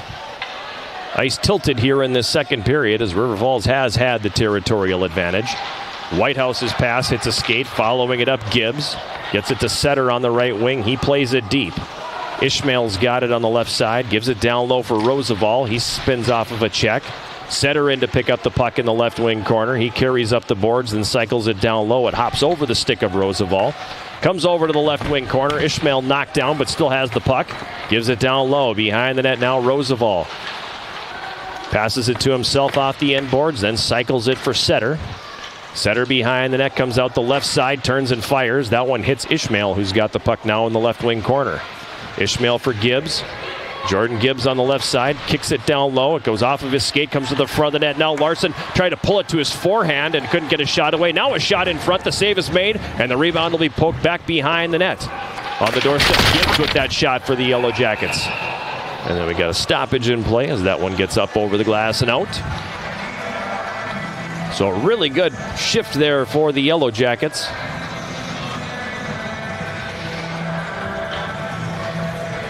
Getting that puck down in the offensive zone and grinding things out a little bit.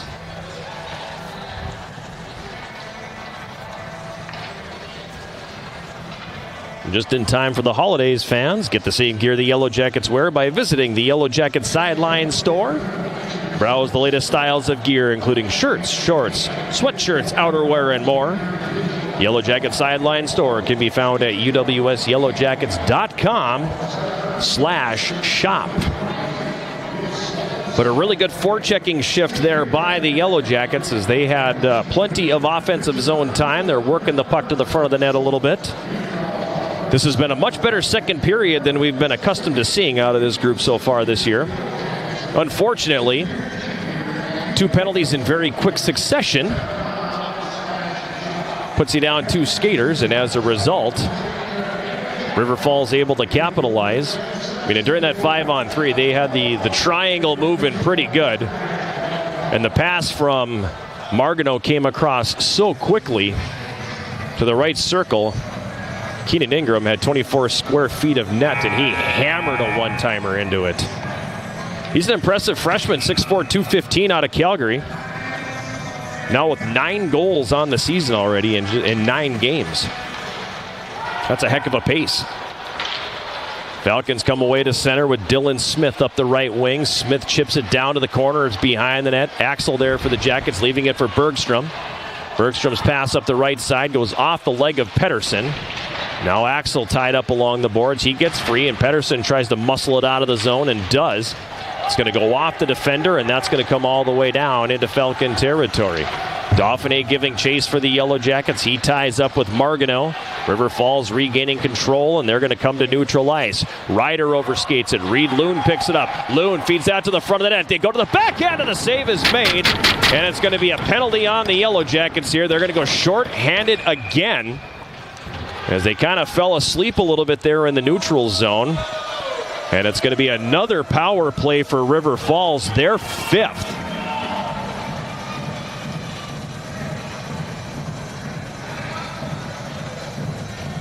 Time of the penalty, 10:54.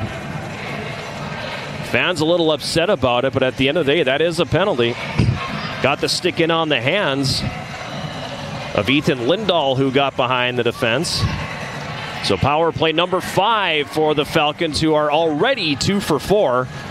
And at some point, the Jackets need to stay out of the sin bin here, because they're not doing themselves any favors at all. Face-off will be to the right of Skorpic, and it's controlled here by the Falcons, of course. Atwill at the left point. Over now, partner right circle. Margano from the blue line has his shot blocked, and Roosevelt will send that all the way down the ice. Young man has definitely taken his game to a new level here in the early stages. I shouldn't say early stages, but nearly at the midpoint of the 25-26 campaign. Puck dumped into the Yellow Jacket zone, gloved down by Bergstrom. He'll send it all the way down. 30 seconds have elapsed in this Yellow Jacket penalty kill. Saying power play, wishful thinking there. Margano ahead for Middendorf on the right wing, and he'll dump it in. Middendorf played it behind the net. It's going to come back around the other way, past Ingram and down into the River Falls zone. 4 freshmen on the ice in this River Falls power play unit right now. Larson gets hooked up by a defender trying to chase after that loose puck in the River Falls zone. Partner for River Falls has it poked off his stick by Dauphiné. River Falls takes it from him. Comes back to the Yellow Jacket blue line, and it'll be chipped out to neutral ice here by Axel. Dylan Smith on the right wing for River Falls, down to the left corner for Collette. Said right wing, I meant left wing. Behind the goal, Ingram. Top scorer in the WIAC. Backhands that up to the left point. Now it comes back to Ingram again. To Teleki, right point. He takes the shot. Skorpic the save. He'll hold on. And we'll get a face-off here in the Yellow Jacket zone. 28 seconds left in the slashing minor on Tyler Ryder. 7:33 to play here in this second period. River Falls leading the Yellow Jackets 2-1. And hey, Jason Roan showed up. Well, hello there. Why don't we turn you up a little bit here, man? Have a little volume. There we go. I mean, you know, it's like the call to the bullpen, except I'm not coming in to relieve you exactly. But, you know, I'll just give you a little extra voice on the air, a little break between whistles. Appreciate that. Falcons win the face-off again. Myers, top of the right circle, scores. Another power play goal. That one, result of some traffic in front of Yellow Jacket goaltender Jan Skorpic.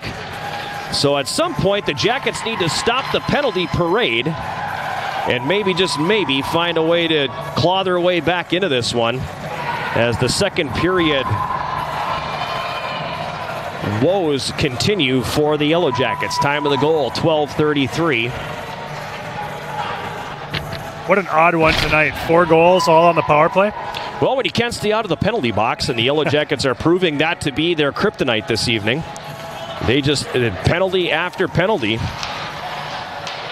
And you got a team that comes into the game at 27% with the man advantage. You're handing it to them. Playing the player. Johnny Myers, he got an assist from number 4, Cole Tulusky. That's Myers from Columbus. Teleki getting the assist. Puck back down behind the River Falls. And out front for Pettersson, the one-timer. And Boynton makes the save. Now Pettersson in the left wing corner. Gets it free for Larson on the left side. Larson has the puck in the skates. Ryder down to help out. Ryder in the left circle. Carries it deep. Tried to center. It was blocked. Ryder behind the net again. He's got it along the end boards here. 6:40 to play here. Second period. 3-1 River Falls. Now he's knocked down. A little check in the back. Play is going to continue on. Meanwhile, River Falls up ice. Belisle feeds it over to the right wing. Hunter Jones across the line. Throws that one in toward the goal. Swept away by Skorpic. Puck is behind the Yellow Jacket net now. Tyler Ryder has it here. Ryder gets thrown into the boards, but he got it ahead at center. Larson now fires it into River Falls territory. Right wing corner. Chased down there by Tyler Lee. Lee will escape pressure and throw it ahead at center. Puck tipped up in the air. Ishmael bats it down. Banks it off the boards. Tried to pass to himself or to Roosevelt, but instead passed it to Atwill. Jackets regaining control here now. Headman pass by Axel. Too hot to handle. It comes all the way down. Icing waved off. Now the Jackets come out of the corner with it. Sharp angle shot by Ishmael is stopped by Boynton. I'd like to see the Jackets throwing as many pucks on net as possible right now. Ishmael left corner and throws that one toward the net. Boynton knocks that down. Ishmael up top to the right point. Axel winds and fires. It's blocked. River Falls had only one block in that opening period while the Yellow Jackets had 6. That was just the second block of the night for River Falls on that last shot. Lucier behind the net. Throws that one in front out of the reach of Yarmolnik. And coming back the other way is Ingram. Kenan Ingram has his puck taken from him. That comes back up the right side for Shea. Now to Lucier. Fires from the right circle. That misses wide. Jackets play it back deep. Lucier behind the net.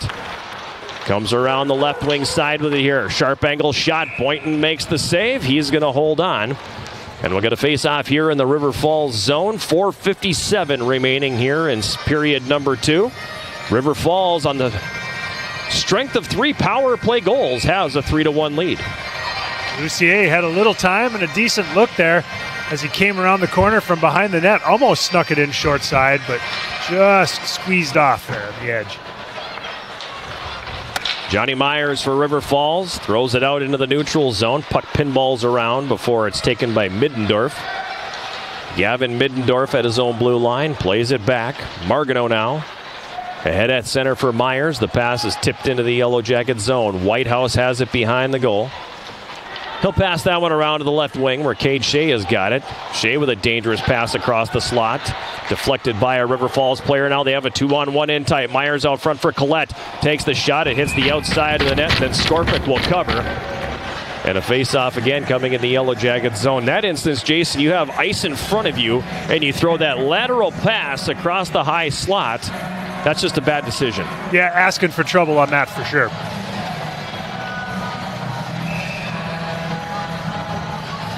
Shot 17-15 favoring River Falls, so the Jackets have had the last several. Unfortunately for them, not getting anything near the quality that they need to get here at this point. On the right wing boards, Carson Riddle gets tied up along the wall. Danziger leaning on somebody to let them know he's there. Puck comes back behind the net now. Ryder has it here for the Jackets. Ryder's pass ahead at center for Blake Setter, who heard the footsteps coming, but it comes all the way down. Now it's Riddle carrying it behind the goal. Riddle coming out with it on the left wing side. Riddle all the way up to the left point. Floats that one in toward the net, and Boynton will come way out above the blue paint and glove it. Face-off coming here in the River Falls zone. Jackets are winning some races on these dump-ins and zone entries. It's leading to some opportunities to get some shots on goal, but like you mentioned, just not the high-quality scoring chances that they need right now. But good to see some possession nonetheless. First half of the period was all possession River Falls, but again, when you're taking penalties every couple minutes, it's going to work out that way. Setter on the left wing. Throws it behind the River Falls net. Teleki giving chase. He'll play it back behind the goal for Burke Simpson. Simpson throws it ahead on the right wing where Jones tips it to neutral ice. And it comes down into the Yellow Jacket zone. Axel picks it up there. I have no idea what that was. It looked like he wanted to fire it up the right side for A.J. Reed. Maybe it got up on end. Maybe he pulled the sand wedge out of the bag instead of the pitching wedge. And he wobbles that one into the penalty box. Got plenty of air under it. Better than throwing a pizza up the middle, though. Fair. I'll give you that. 3:26 to play here in the second. 3-1 River Falls. Penalties the story of the hockey game. Evan Axel's got it for the Jackets here. Ahead at center for Larson. Larson across the line, right circle, drives it to the net. Stick handles out front, shot save made, rebound, shot by Pettersson, and it just kicked away by Boynton. Now Pettersson comes out the goal line, drives it to the front of the net, and the save is made again by Boynton. Rebound scooped up. Hunter Jones carries it out to neutral ice, gives to Belisle across the line. Belisle on the right wing boards. It's taken into the wall by Axel. It comes around behind the net. Clearing attempt by Bergstrom doesn't go. Clearing attempt by Dauphiné does. But River Falls quickly back in transition. Johnny Myers on the right wing. Myers right circle fires, and Skorpic makes the save. And he'll hold on to that with 2:42 remaining here in the second. So good to see Pettersson back on the ice, creating scoring chances, making good plays, taking the body, doing all the things he does for this Yellow Jackets team. You know, and he kind of had a look of enough's enough on that shift, and he was determined. I wish a few more guys would have enough is enough, you know.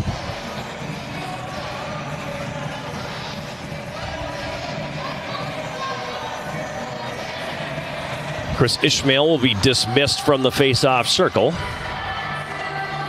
That'll bring Roosevelt in to take the face-off, who's kind of been Mr. Everything for the Yellow Jackets here of late. He's got the only goal in this one. Had the only goal last Friday. Had the shorty last Saturday. Nickerson to center now. He mishandles as he crosses the red. Gets it back and dumps it in. Ishmael trying to get to the puck and is being all kinds of interfered with there, but play continuing on. Now he breaks the stick. River Falls will clear that. It's going to split the D and come all the way down, and that's going to be icing. And that'll bring the face-off back into Falcon territory. Knocking on the door. Jackets just need to kick it down here. I feel like they need to get one before this period's over. Second periods have been awful for this team throughout the season. We talked about that heading into the intermission. And as bad as the seconds are for the Yellow Jackets, the third is equally as bad for River Falls. So let's pop one here in these last 2 minutes, and 1-goal deficit, anything can happen. Face off to Boynton's right. Jackets win the draw. Ryder carries down the left wing boards. Curls back to the wall in the corner. Now puts it behind the net. Nobody in a gold sweater there. So Ishmael wraps his guy up and wrestles him to the ice. Play continuing on. At the left point, it's held in. Ryder, Roosevelt pulls it to the back end, takes a shot, save it, rebound, he scores! Logan Nickerson on the doorstep, bangs it home, 3-2. Big play by Tyler Ryder to hold this puck in at the blue line and then make that quick pass across that really initiated the play. All starts with that big hold in at the blue line there, and the Jackets are able to cash in and get that quick goal that you were looking for.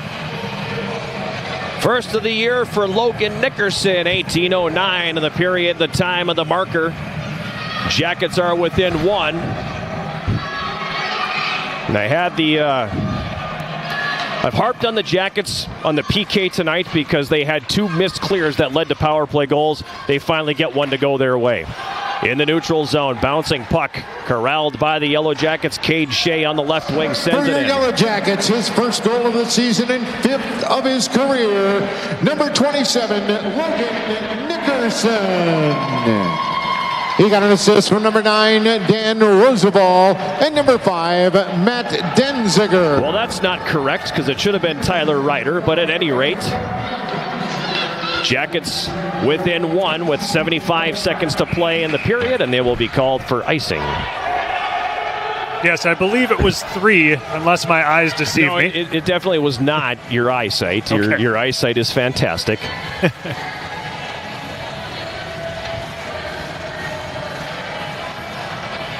At any rate, a late goal brings the Jackets back within 1. Breathes some life into this team as they close out the second, go to the third. A little life in the building, too. Yes. You know, I mean, it's for a good crowd tonight as well. Got a good crowd at Westman Arena and plenty of youngsters here. Yes.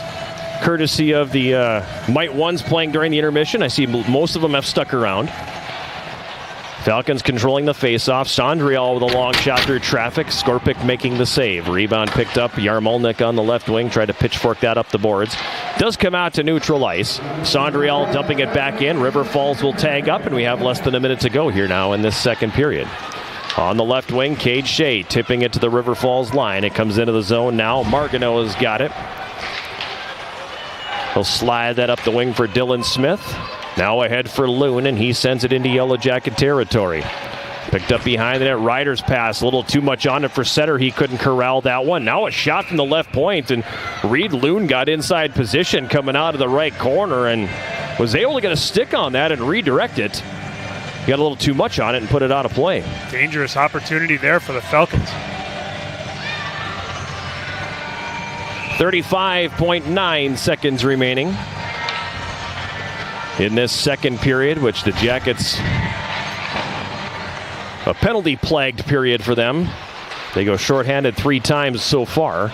Gave up 2. Dauphiné on the rush, feeds Riddle. He takes a shot left circle through the changeup at him, and that one floats over the glove hand. Now the pass up to the point by Danziger. Misses Pettersson, and that's going to come all the way down the ice. Jackets with time for one last rush here as Pettersson feeds it to the left wing. Ryder up the boards, Riddle, and he'll dump it in, but it hits the linesman. Now Dauphiné left wing corner. Tried to center it. Puck pops up in the air. Teleki along the end boards. Wraps that one around. Sharp angle shot by Tyler Ryder will go off the outside of the net as the horn sounds, bringing period number 2 to a conclusion. Penalties biting the Yellow Jackets here as they had a difficult time staying out of the penalty box. 5 shorthanded opportunities in the hockey game so far, and River Falls has capitalized on 60% of them. 2 periods in the books at Westman Arena, 3-2. River Falls has the lead. We'll take a timeout and come back with our second intermission, sponsored by Hovland Incorporated right after this. This is Yellow Jacket Hockey on 91.3 KUWS Superior and Yellow Jacket TV, an affiliate of the WIAC Sports Network.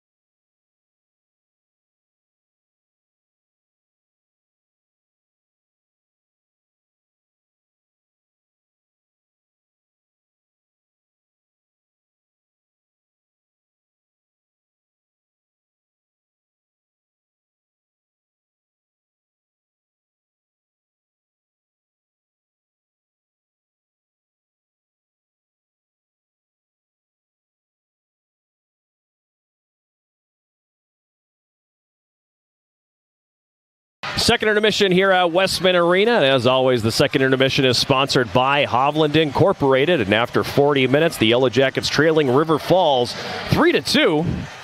I am John Garver. That's me. He is Jason Roan. That's him.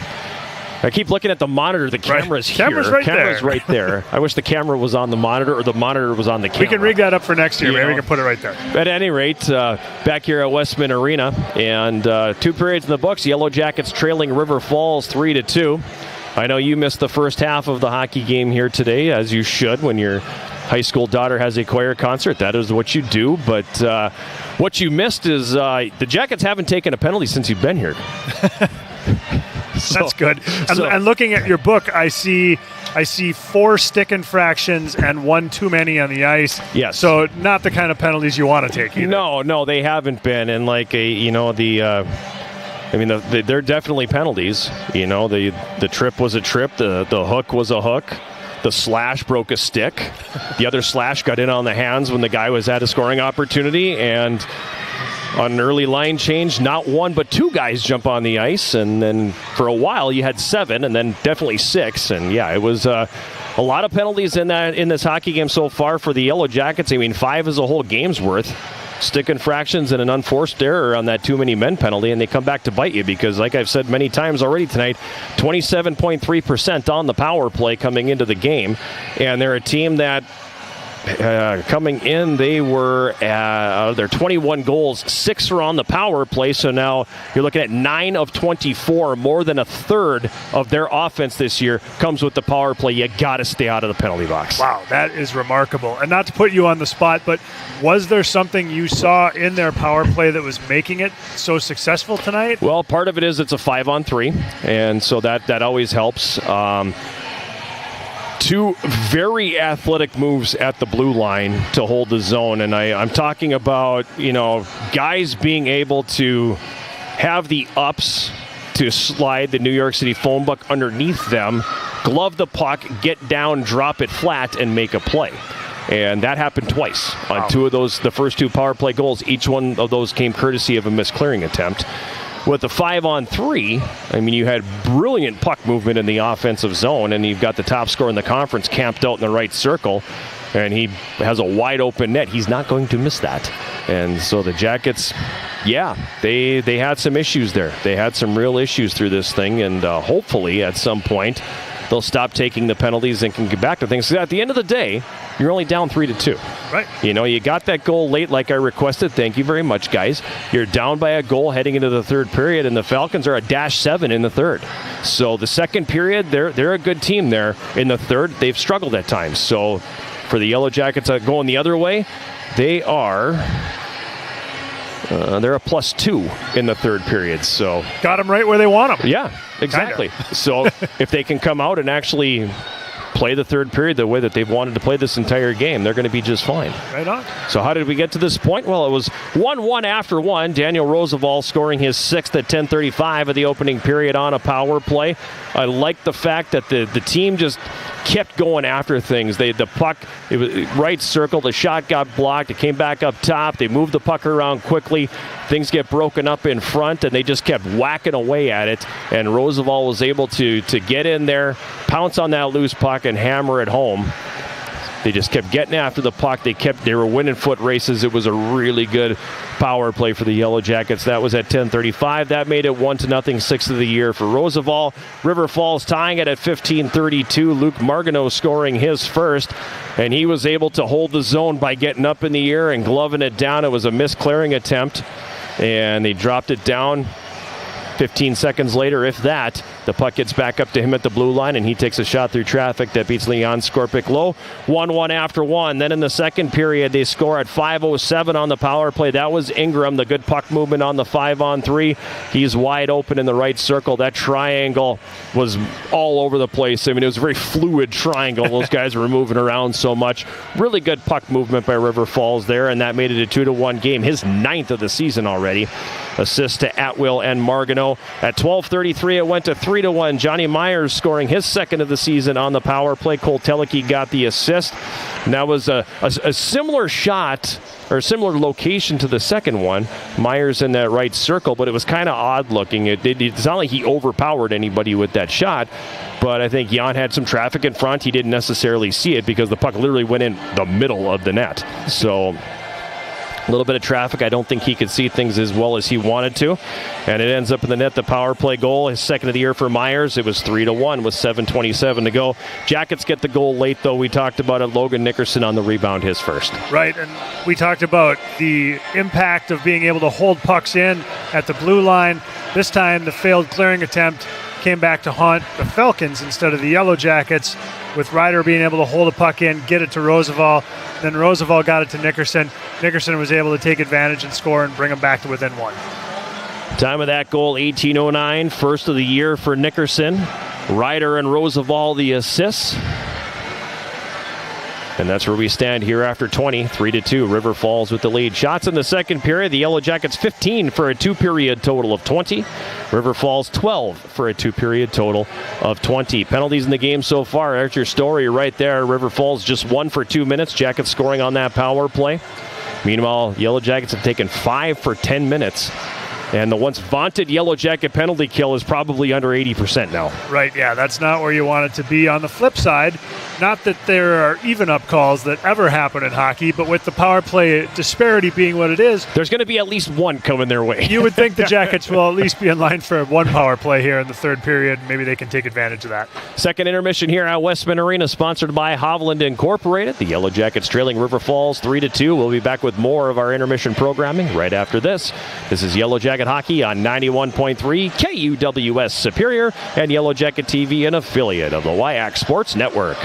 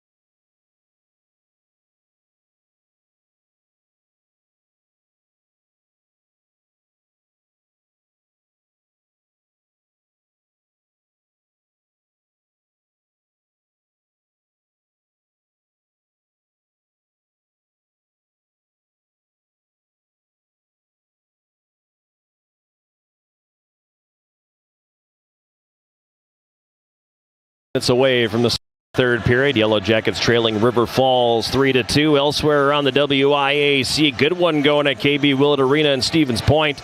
Pointers and EW Stout tied 2-2. Yellow Jackets will see the Blue Devils tomorrow evening at the always frigid Finetti Community Center. Going to be extra frigid tomorrow night. Going to be extra frigid tomorrow. I'm not excited about taking my perch on the scaffold for that one tomorrow. It's going to be nippy over there at the Finetti Community Center, and but they got good coffee there, so you know I've got that going for me. But the Blue Devils and Pointers tied 2-2 in the third period in the Division I ranks. Minnesota falling to Ohio State in overtime 6-5. Number 2 Wisconsin defeating Notre Dame 7-4. And late in the second period, Michigan, the number 1 team in the country, leading Michigan State, the number 3 team in the nation, by a score of 1-0. Closer to home in the NCHC, UMD defeating Western Michigan tonight 4-1. The Bulldogs, the number 4 team in the country, defeating the defending national champions.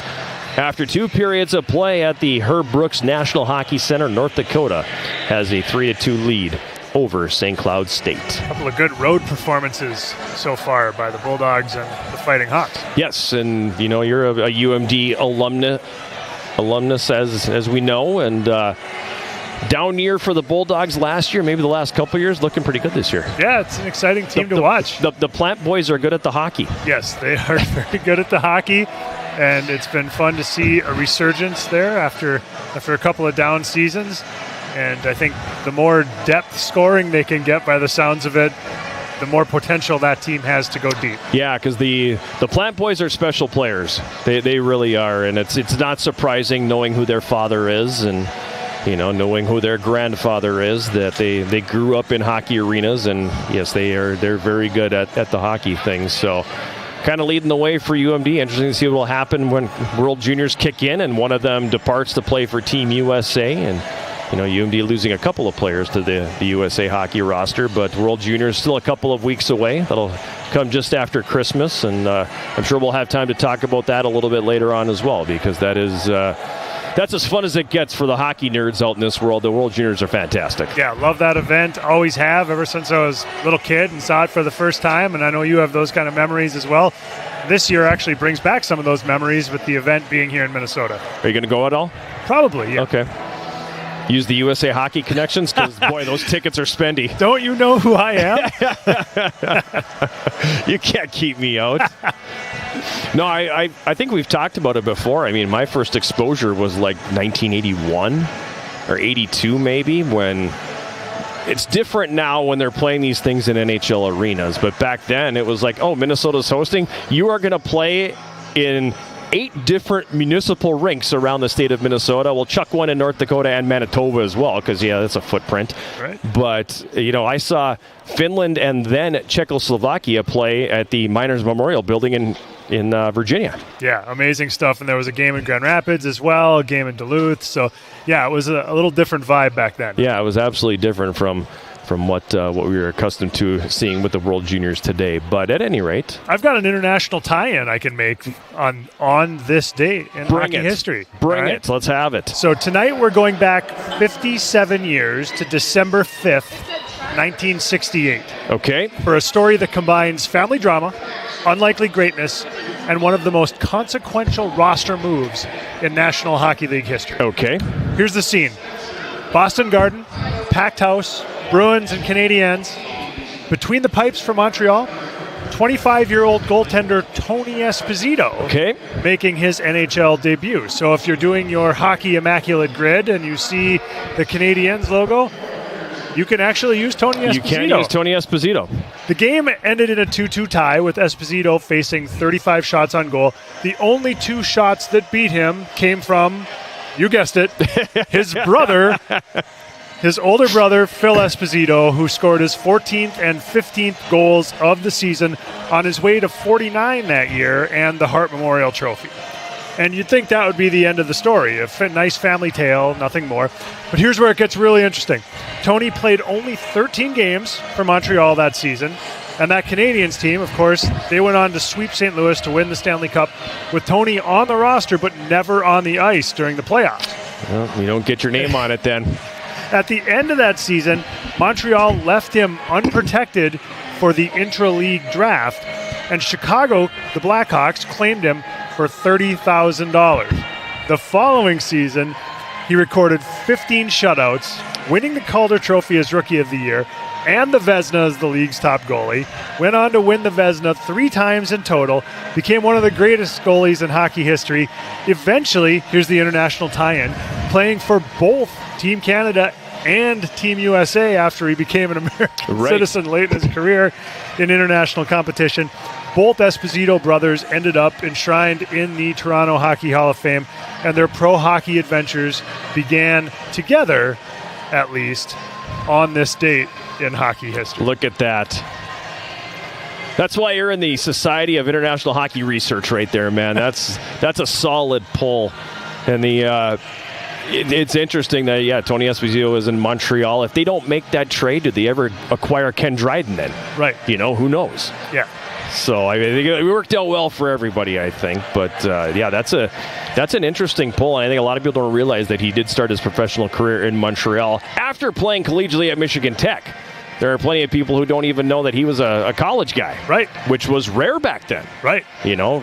Yes, he long straddled the line between the American model and the Canadian model. Right, and you mentioned playing for Team USA. There are those photos of him playing in the World Championships for the United States, but he also represented Canada in the Summit Series in 1972. Right. So, yeah. And so the Canada Cup in '81, I believe he was on Team USA's roster. So that was right near the time that you were talking about that World Junior Championship that was hosted in Minnesota, and what a different experience that was compared to what those players are going to experience this time around at the World Juniors. Yeah, 18,000 people at the Xcel Energy Center for that thing, and I think back, the Miners Memorial Building probably wasn't even full. Sure. I have no way of remembering from back then. I was somewhere at my mom's house. I probably still had the game program from that whole thing, and I've gone back and looked, and there's 3-4 NHLers from that game that had careers, but. I mean, this is good, but it's not the Blue Devils. I mean, come on. Yeah, right. So no, I'm not wasting my time. I'm not leaving Rose's Pizza right now to walk over there and watch this. No. Officials back on the ice about a minute and a half away from the start of this third period. So if you're Coach McKenna, you know, if the Friday funk is a thing. It's a virus that this team has been dealing with here throughout the hockey season. So if you're Coach McKenna, what are you telling your guys in here right now? Well, let's build on that late goal we scored in the second period. We've got 20 minutes to turn this loss into a victory. We scored first tonight. We're 5-1 when we score first. Let's see if we can improve upon that and come back with a little rally late. We are 0-3 trailing after 2, though. Bum, bum, bum. We got to break that streak. We have had a hard time battling from behind.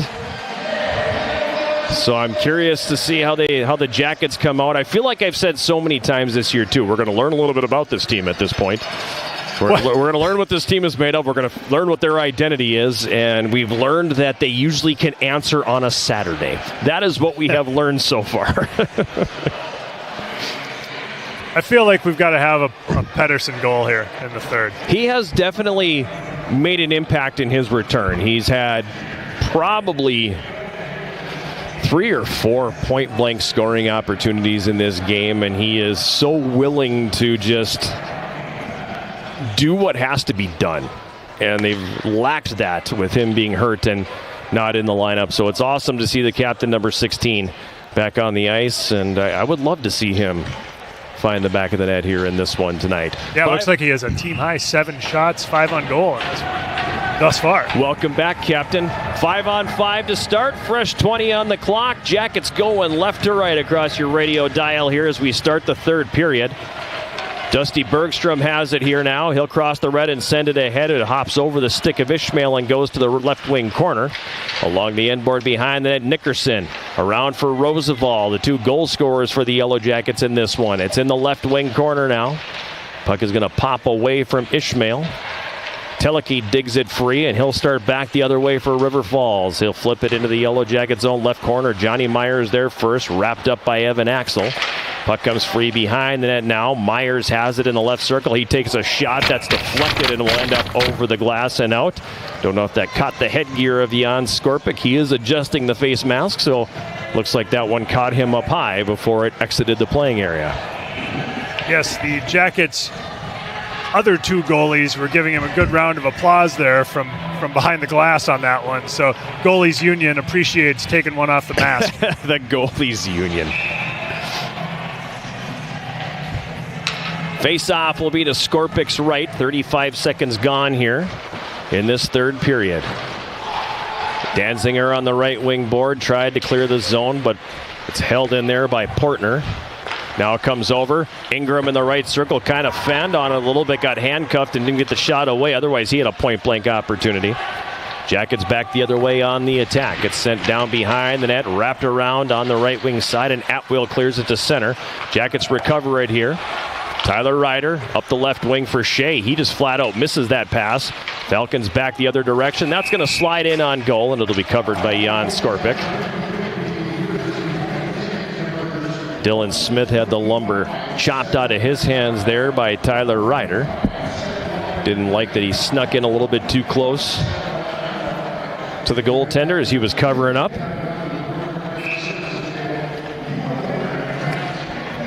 Yarmolnik will take the face-off.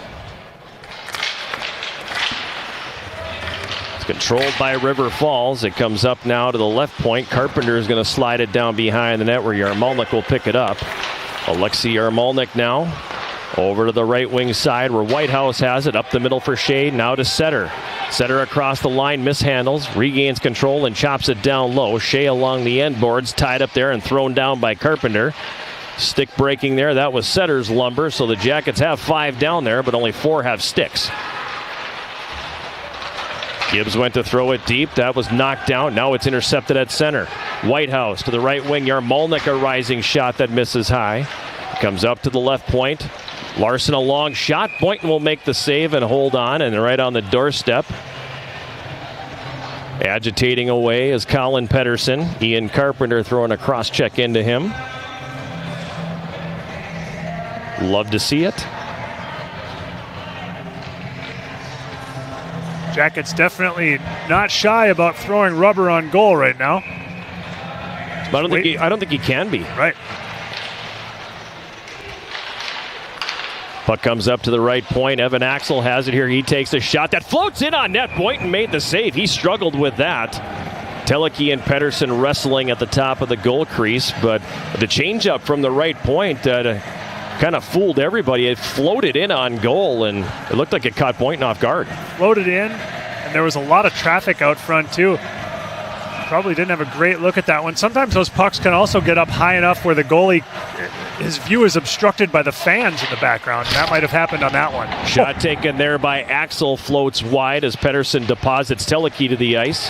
River Falls, however, creates the turnover and comes back on the attack across the Yellow Jacket line. Lee with the shot left circle. Skorpic will make the save and hold on. Belisle going to the net, and he pays a price there as multiple Yellow Jackets throw sticks into him. 17:41 to go, third period, 3-2, River Falls leading.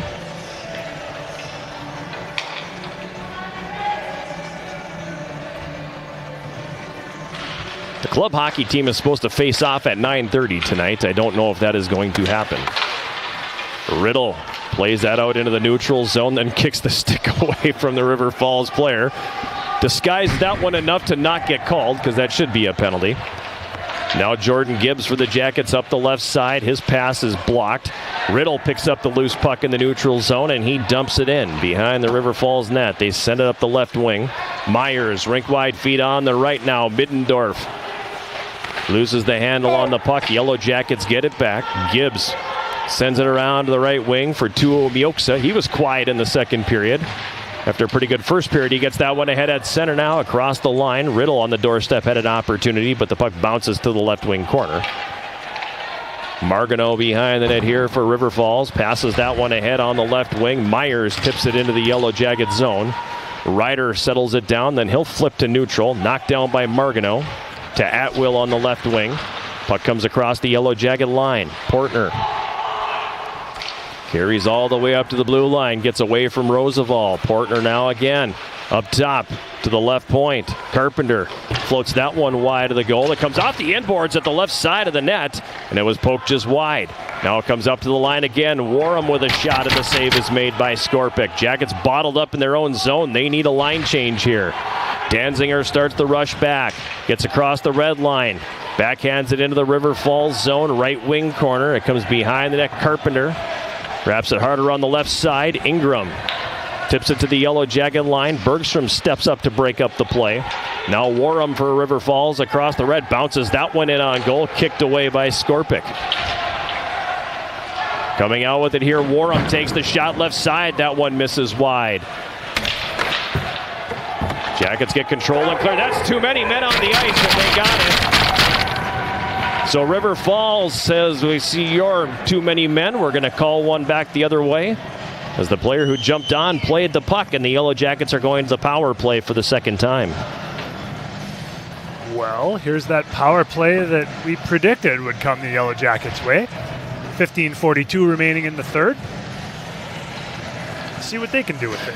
4:18, the time of the penalty for too many men on the ice. Going to be served by Tyler Warham. Second power play for the Yellow Jackets. They're 1 for 1. The power play sponsored by Superior Water, Light, and Power. Clean, reliable, Superior.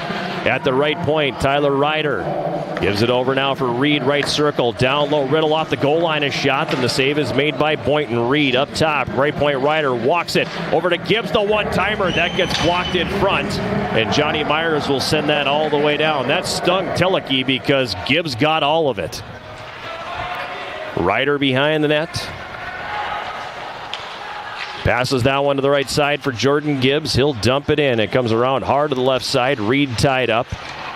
Yarmolnik up top to the left point now for Ryder. Yarmolnik finds Gibbs. High slot. Takes the shot. It's tipped. And that'll go up over the glass and out of play.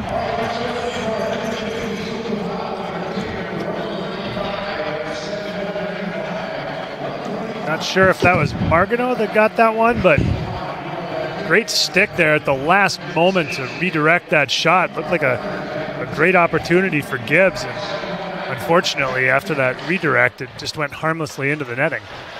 Falcons win the face-off. Sondrial wraps that hard around the right wing boards, and it comes all the way down the ice.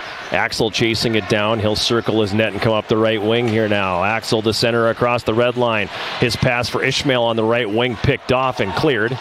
Bergstrom now gives it back to Ishmael in the middle. He crosses the line, takes a shot. It's blocked. Ishmael pursuing the puck. Falcons will get it and clear, but that was nearly held in at the left point by Bergstrom, but that puck bouncing one too many times. Now the Jackets on the rush. Up the left wing, Bergstrom. He pushes it to the corner. Nobody in a gold sweater there, however. And River Falls will send it all the way down. 45 seconds to go in the Yellow Jacket power play. They trail 3-2 here. 14:20 to play, third period. Gibbs up the middle, passes to the left wing for Reed. In the left wing corner, Reed tied up by Teleki. Riddle in to help out. Puck hits a broken stick, and River Falls will send it all the way down the ice. So this power play for the Jackets, unable to get set up, really. And a penalty coming. It's going to be on Yarmolnik for tripping the goaltender. You got to be kidding me. This was a strange one. I wondered why Yarmolnik was moving that deep into the attacking zone when the puck hadn't crossed the blue line. You know, it's a common tactic on power plays to have somebody run some interference on the blue line. But he was way deep, and he was approaching the top of the circles, then the middle of the circles, and then he ended up clipping Boynton, causing a car wreck down there, and that drew everybody's eyes. And I didn't see it. Goalies are smart, and you know you got a guy who's going to loop like that and come back to the neutral zone to try to pick up some speed. Do you step out a little bit? You know, get away from that blue paint just a little bit? I don't know. Yeah, possibly. I wasn't looking directly at it when the contact occurred either. So 4-on-4 for 18 seconds before the Falcons will go to the power play again as the Jackets continue playing with fire here. Danziger behind the net. His pass knocked out of the air. Lindahl's got it now, and now a steal. Roosevelt the other way. Roosevelt across the line, shoots around the defender and misses over the top of the net. Penalty has expired, so River Falls at power play number 6. They're 3 for 5. Shot taken, that one's blocked in front. Ryder picks up the loose puck, and he'll send it all the way down the ice. Both teams changing personnel here, with Margano controlling it for River Falls. He'll pass to the right wing. Middendorf flips it in. Chasing it down Whitehouse. That one tipped. It pops up in the air. Ingram knocks it down. Jackets drive it to the line but can't clear the zone. Ingram able to play it deep to the left corner. Whitehouse gets there first. Plays behind for Bergstrom, and he'll fire it all the way down the ice. With a minute to go in the power play here, as we've passed the 7-minute mark of the third period, River Falls leading the Yellow Jackets 3-2. John Garver and Jason Roan with you from Westman Arena in Superior. Portner across the line. His drop pass picked off by Roosevelt, and he'll clear it to the neutral zone. Margano for Middendorf. That one hits Roosevelt in the skate. Ryder will pick it up and send it all the way back down. Yellow Jackets will change penalty killers here as Middendorf carries it to center. He crosses the red line, gives it to Loon on the left wing. Loon drops it back for Ingram. That's not going to go, and Larson picks it up at center now. Larson shorthanded, takes the shot. It gets blocked by Teleki. Ends up in the right wing corner. Now it comes off the boards out front. Larson a shot, and Boynton makes the save. Jackets get the bounce in the offensive zone, but Andrew Larson unable to beat the River Falls goaltender. After a great defensive play by Teleki to shut that down, looked like everything was extinguished, but the puck came back to Larson, and he had a great opportunity all alone, one-on-one with Boynton, but Boynton was up to the challenge. 13 seconds left in the minor. Penalty to Alexei Yarmolnik. 12-12 to play here in the third. River Falls leading it 3-2. Sondrial ahead on the right wing now. Collette across the Yellow Jacket line, throws that across the goal mouth. Myers with a blast from the left side. Skorpic forced to make the save. Now A.J. Reed's got it. He turns it over. Bergstrom regaining control for the Yellow Jackets. Banks it off the end board, and Axel's got it. He'll flip that in the air to center. Bouncing puck comes in on goal. Boynton's going to cover, and he will hang on. Boynton let that bouncer come a little deep on him there. I always get nervous when that happens, you know?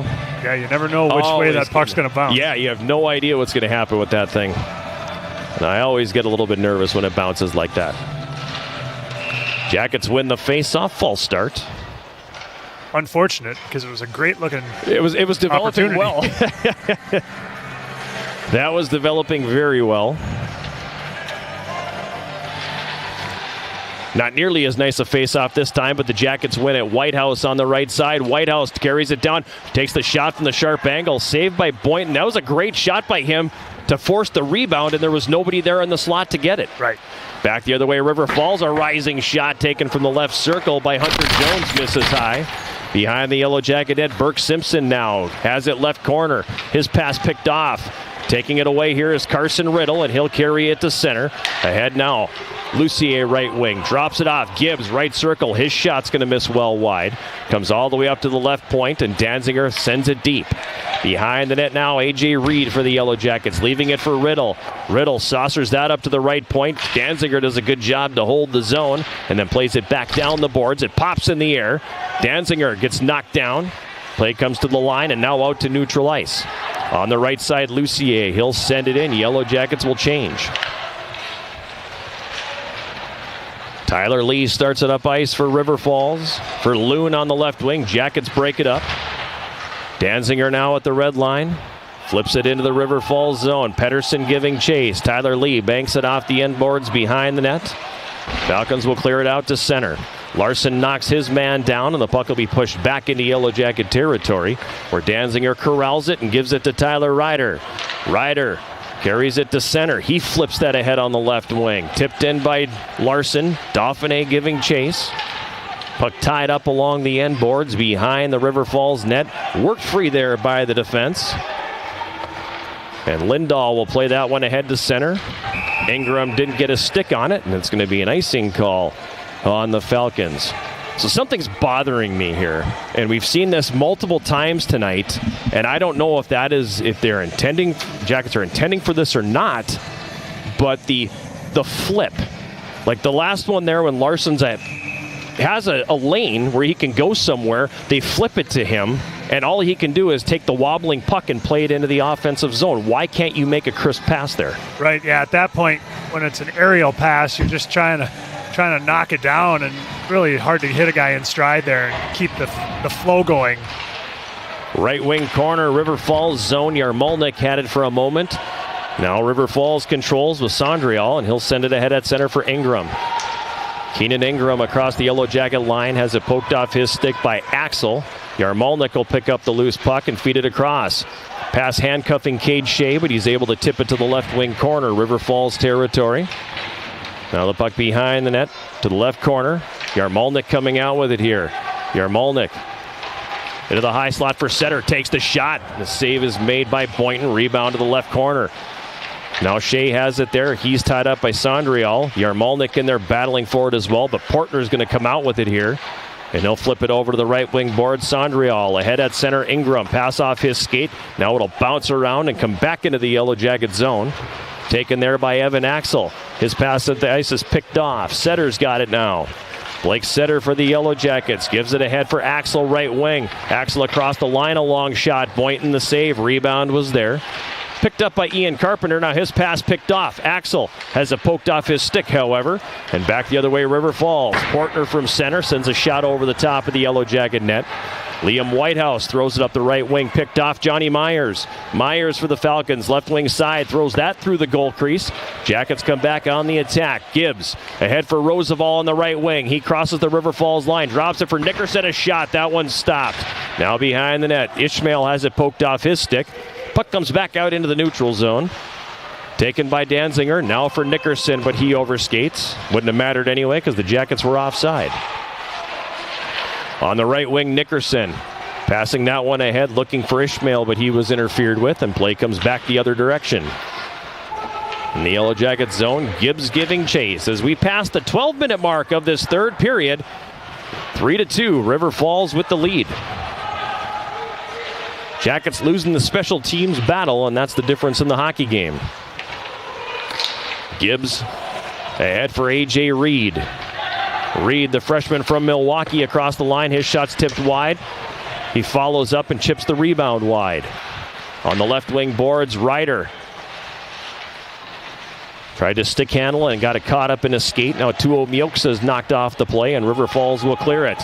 That's going to come all the way down the ice, giving chase Riddle. Hunter Jones shadowing him. Riddle will leave it behind the net for Danziger. Over to the left side for Ryder. Ryder's pass and well out of the reach of everyone in a gold sweater, so River Falls will get it back, and then they do the Jackets a favor, putting it over the glass and out. Face-off will be in the offensive zone. One thing we're seeing is River Falls trying a lot of stretch passes at this point. Their two high forwards are eager to leave the zone, try to connect on that long pass, which is an interesting strategy for a team that's trying to protect a one-goal lead in the third period, but evidently it's worked for them. The other thing you notice with them is they always have a third guy back. They are not going to allow any odd man rushes at this point. Face-off controlled by the Yellow Jackets on the right wing. Larson's stick chopped out of his hands. You got to be kidding me. Jackets got called for just that in the first period, but play continuing on. He had the puck on his stick at the time, too. I mean, holy cow. Puck behind the River Falls net. They go to clear it. Gets past Larson on the right wing boards, and Falcons coming back to center. Across the line they come. Shot taken by Smith from the left circle is going to miss wide. Now the puck gets past Teleki, and the Jackets have numbers the other way. At center, Dauphiné to Pettersson. Back over for Dauphiné going to the net. Boynton's going to make the save. Larson right circle. Gets away from one defender now. Takes a shot that's blocked by Teleki. Behind the net now. This is Larson coming out the left side with it here. He wanted to go back for Dauphiné, or Pettersson, excuse me. He was heading off on a change, and River Falls is going to send that back the other way. It comes all the way down, and that is going to be icing.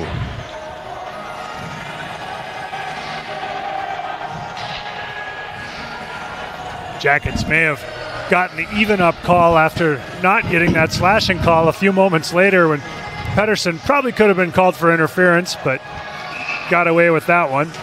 Another high-impact shift. That one almost over the line, happening against a player who did not have the puck. Jackets win the face-off. Axel stick handles, left circle, fires, and that one's blocked in front. A lot of block shots in the third period for River Falls. At the right point, Gibbs. Fans on his stick, breaks in two, and it's going to be Ingram going the other way, but Gibbs with a great play, forcing a more difficult shot that goes off the iron. Loudly. Those mics are really working. Partner in the right corner. Up top, a one-timer taken by Sondrial is blocked in front. Yellow Jackets, Roosevelt to clear, not out. Now a shot taken, blocked by Ishmael. Now Roosevelt without his stick because he gave it to Ishmael, so there was nothing he could do with it. Finally, the Jackets say we'll just take the icing. Ishmael, who gave his stick to Gibbs. Working through the hierarchy just like you're supposed to get the defenseman supplied. You know, it's like, okay, we got to supply the goalie first, then the defenseman, then the forward. You got to have your center, because he's playing down low. Right. So ends up being an icing call on the Yellow Jackets with 5:26 remaining here in the third. Shots 28-27 Yellow Jackets. This has been a tough night on sticks. A lot of broken sticks. A lot of broken lumber. The equipment budgets are taking a beating for both these universities tonight. Face-off to the left of Skorpic. River Falls wins the face-off. Tyler Lee at the left point. Now to Johnny Myers. He'll come down the left wing boards with it here. Sharp angle shot. Skorpic will make the save, and he will hold on. And now the media timeout. So time's starting to become a little bit of a factor here with 5:17 remaining. How will the Yellow Jackets navigate this? I don't know. How long does Jan Skorpic stay in his post? As long as you're only down by one, you're probably looking at, somewhere between 2 and 2.5 minutes remaining. And it hasn't been a situation where the Jackets haven't been able to possess the puck. Right. That's always really worrisome as a coach. When your team's just not getting the puck and not getting any chances, then you start thinking, wow, maybe we should pull them earlier to try to change that. But they've been possessing the puck and getting some chances, so you don't have to feel super desperate if you're the Yellow Jackets. But knowing that time is a factor here, and you probably have to find some time to... You got to start taking some chances, I think. Right. Start taking some chances with your defensemen and get them jumping up in the play a little bit. Take some chances in the offensive zone. Shoot from everywhere. River Falls has done a good job sealing players off when they're able to get them along the boards too, making it hard to fight through.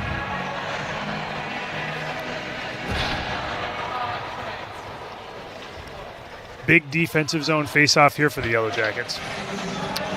It'll be to the right of Jan Skorpic. 5:17 remaining here in the third. Dauphiné in to take the draw against Max Collette. Collette, one of the best face-off men in the West. Is that like being the fastest gun in the West? Kind of, yeah.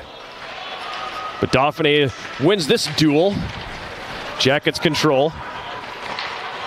On the right side, Pedersen clears it out into the neutral zone. Bounces it off of Larson on the right wing boards, and it comes into the Falcons zone. But they quickly come back on the attack the other way. It's Collette. Shot from the right circle. Skorpic gets a stick on that, and he'll deflect that up into the netting. And we'll do it again. This time we'll find out who's the rootinest, tootinest, shootinest hombre north, south, east, and west of the Pecos.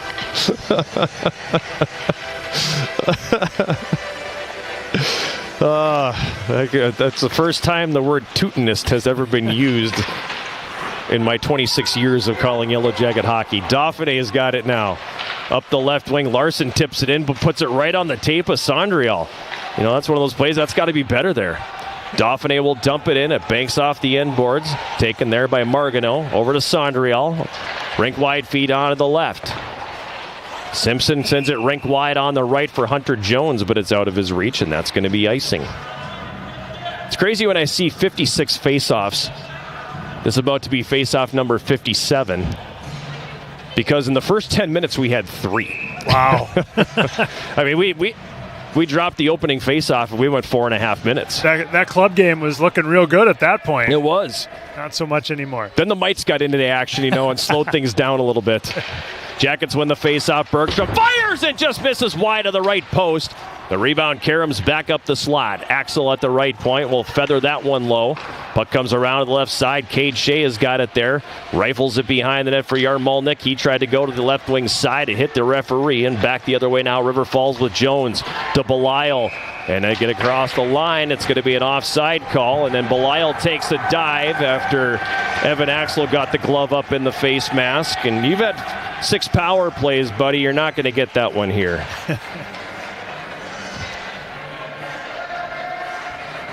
Guessing Axel was a bit frustrated by a shot coming after the whistle there on the offside. I would hazard a guess that you are correct. 4:11 to go. Shots 29-28 River Falls, and they lead 3-2. The face-off outside the Yellow Jacket blue line. Gibbs throws it to the left wing where Shea picks it up. He'll cross the red and play it softly into the Falcons zone left corner. Yarmolnik chases it down. Goes behind the net for Setter. River Falls breaks that one up, and they clear that, and it goes over the glass and out of play. And the parade of face-offs continues. And if you're River Falls, I mean, why not? You take the stoppage anytime you can, even though the Yellow Jackets have 1 more face-offs than the Falcons have tonight. And that's not something I thought I would say. Puck goes to the right wing corner. Ishmael and Teleki go after it. Ishmael goes down. Falcons pick it up and clear, and it does come out of the zone, and going to drive it back in was Ryder. That one goes off of a River Falls player hanging over the bench.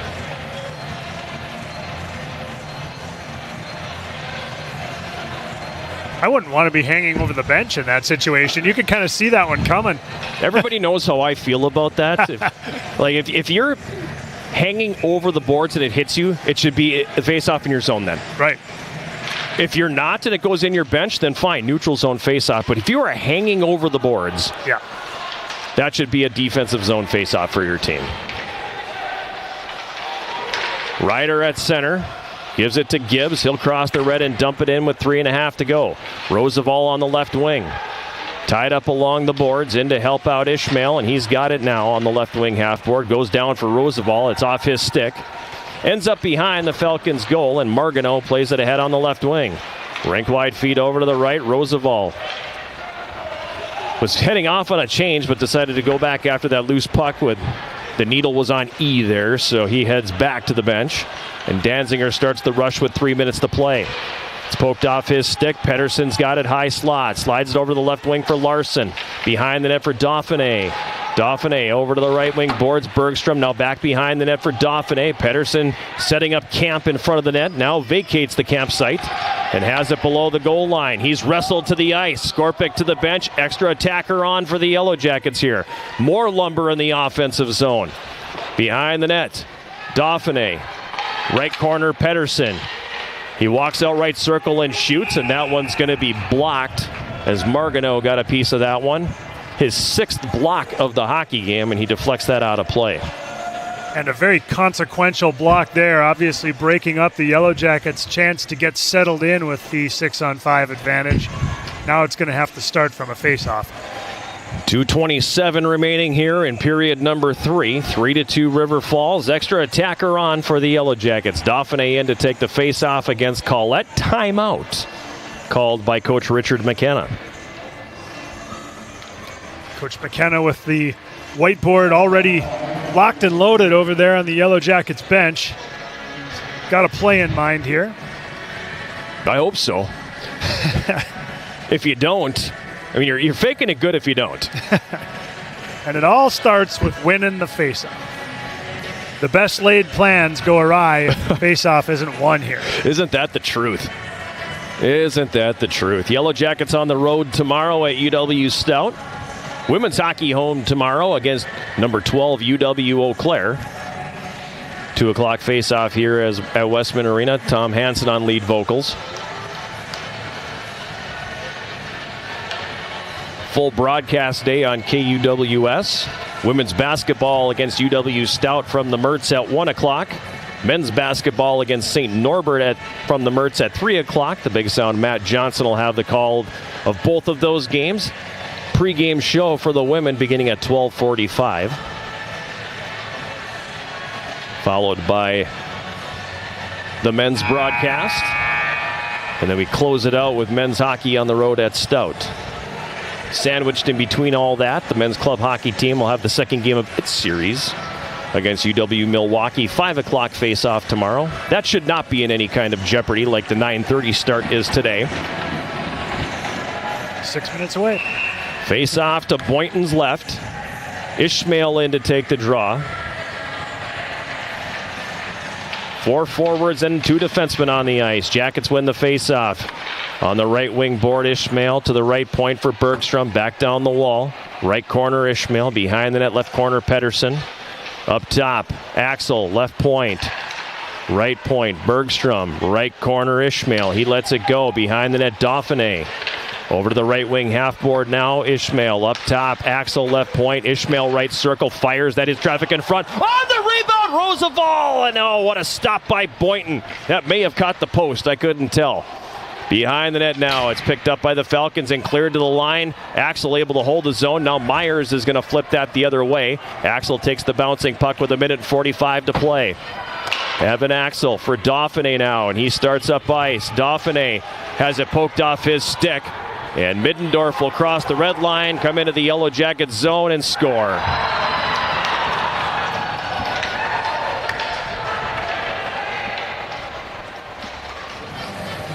Frustrating finish there for the Yellow Jackets. 18:28, the time of the empty net goal by Middendorf, and River Falls is going to pick up the victory on the road here tonight. Got caught in a situation on that dump-in where you had a couple tired defensemen, and the first defenseman who retrieved the puck for UWS decided to just drop it to the other one, kind of like, here, take my garbage and go while I get off, and neither of them had any gas in the tank, and so the right answer there would have been for somebody to use their feet. It was kind of the only answer available. Right. And unfortunately, both defensemen were at the end of their shift at that point. For River Falls was number 19, Gavin Middendorf. That's Middendorf, unassisted. Unassisted goal by Middendorf. 75 seconds to go. Gibbs from the right side tried to center. That was blocked. Now Gibbs behind the net. Plays it up top. Ryder. Shot, he score! From the right circle. Blake Center with the one-timer. Did we speak too soon? I hope so. That was a great shot. just barely snuck in short side low. Should be Gibbs and Ryder getting the assist. Time of that goal, 18:54. And it's 4-3 with 1:06 to play. Timely goal from Blake Setter. Wow. Second of the year for Setter. Skorpic to the hash marks now. And River Falls is going to call a timeout. Number 1, win the faceoff. Yes. Yeah, still 1:06 to go here, so obviously plenty of time for the Yellow Jackets, needing just 1 goal to tie, but if they lose the faceoff, studies show that generally costs you at least 12 to 15 seconds trying to retrieve it at best. Correct. So we will see how all this unfolds here. It'll be Setter's second of the season. Gibbs and Ryder should get the assists.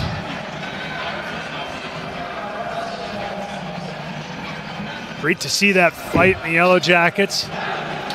Not folding up the tents at all there. It's frustrating because it makes you realize how many opportunities you missed here through the course of the day. All the penalties that you took in those first 2 periods, giving this team so much ammunition on the power play. Jackets win the face-off. Check that. Put that second back on the clock. Mark Fleischer letting him know we are going to hold it for a moment before we push play. Now they're going to demand that they put that back on the clock? No, they're going to say we're good. 1:06 to go here. Jackets down a goal. Ishmael, Roosevelt, Pedersen up front. Ryder and Gibbs on defense. Jackets to win the draw and dump it in. Skorpic to the bench. He got an assist from number 3, Tyler Ryder. Ryder on the left wing boards. Extra attacker on. Roosevelt behind the net.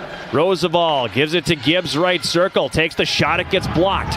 Gibbs gets it back. Goes down the boards. Now behind the net. Ishmael. 40 seconds to go. Ishmael left corner. Up top. Ryder left point. He'll send it deep.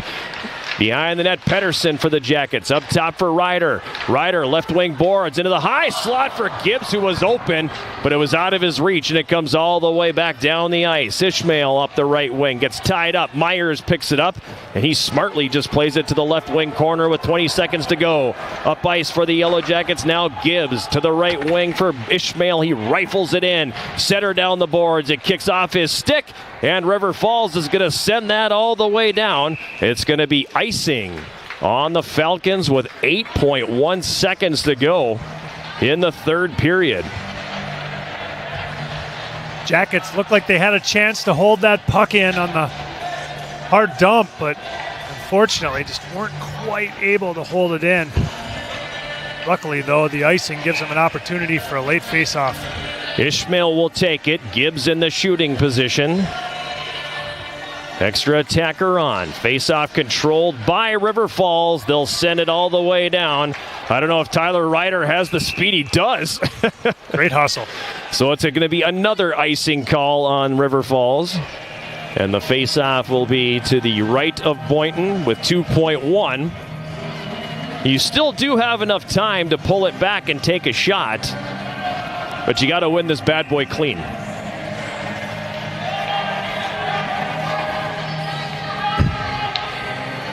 Ishmael to take the face-off. He wins it, but it wobbles over to the half boards. And the buzzer sounds, bringing this one to a close. So River Falls forces the Yellow Jackets to continue their Friday funk, winning the special teams battle in a big, big way. And they win this one here tonight by a score of 4-3. We'll take a timeout and come back with the postgame show sponsored by Cenovus Energy and the Superior Refinery right after this. This is Yellow Jacket Hockey on 91.3 KUWS Superior and Yellow Jacket TV, an affiliate of the WIAC Sports Network.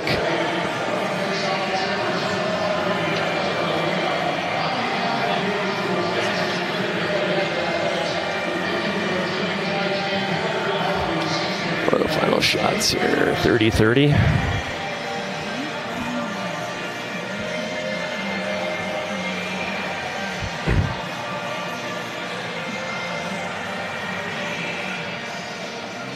Okay. No, we will.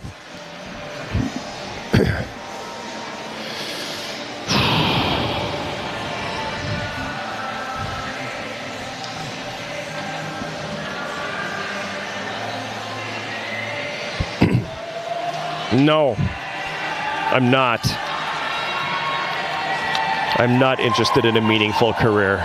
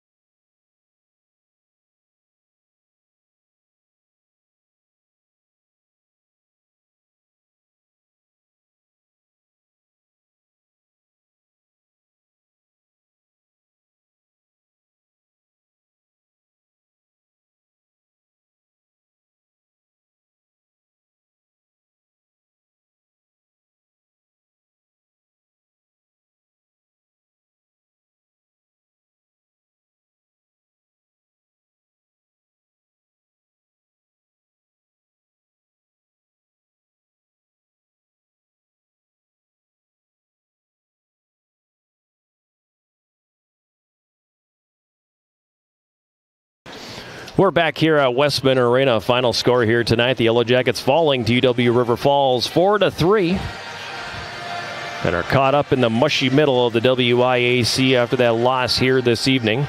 Jackets now falling to 5-4-1 overall, 1-2 in the WIAC as a result of this loss to UW River Falls. It's our post-game show sponsored by Synovus Energy and the Superior Refinery. John Garver and Jason Roan with you. Going to be joined by Yellow Jacket assistant coach Brian Meisner here in a few minutes after they have an opportunity to address the team. But Jason, this is good news, bad news. The good news is you showed up on a Friday, and you know, even though you didn't win this tonight, you had your best Friday effort that we've seen throughout the season, and it includes the win at Gustavus back on November the 7th. The bad news is you lost, and it's kind of becoming a thing now where they got to figure some stuff out, and they're going to have to figure it out in a hurry. Right, yeah, running out of time like we always talk about. It gets late early in the WIAC, and to be sitting in this position at this point in the season and struggling on these Friday nights is a problem that needs a solution quickly. And like you said, the one positive tonight is there was a high level of battle down the stretch. They didn't give up. They kept fighting their way back, clawing their way back to within a goal, but unfortunately just couldn't quite overcome all of those power play goals against. Yeah, this is I'd have to go back and take a look, and maybe tomorrow on the bus ride down to Stout I will, but I don't know the last time a Rich McKenna team gave up 3 power play goals in a game. And it's not like this is the first time we've seen a potent power play come in here. This is a good power play River Falls had, and the Jackets kind of just handed it to them on a platter by taking, like you said when you arrived, stick penalties and a too many men on the ice penalty. Right, yeah, especially taking the kind of penalties you really don't want to take, stick fouls and a too many men, and then having a team capitalize on it just adds insult to injury. Yeah, it was a difficult time on the penalty kill. Jackets losing the special teams battle handily here this evening, and it's usually what happens. There's a reason the adage is goaltending and special teams win the playoffs for you, and that works all season long. And the Jackets have been losing the special teams battle for a long time. We were accustomed to the Jackets just being able to kill off every penalty they took, so you had a sense of security, like, well, that's all right, we can take some penalties because we're going to be able to kill them off. In recent games, that has not been the case. No, it's 5 consecutive games now where they have allowed at least 1 power play goal. It's 5 power play goals allowed the last 2 games. So, yeah, the PK taking a bit of a beating here over the last several weeks, and that is definitely something that is going to have to be remedied as we get deeper into this 25-26 season. Let's jump into our post-game summary. Started out good for the Yellow Jackets here. I mean, the whole game started out good. The pace was frantic to start the hockey game as we went 4.5 minutes without a stoppage in play, which is that's a long one. You know, and the vocal cords aren't even warmed up yet, and we go 4.5 minutes before we have a stoppage in play. Jackets were able to start the scoring early, 10:35 on the power play. 6th of the season for Daniel Roosevelt. Just kept hammering away at that puck. Really good puck movement on the power play, and he just kept beating away at that loose puck. Finally was able to get it home, and at 10:35 of the first, the Jackets were up 1-0.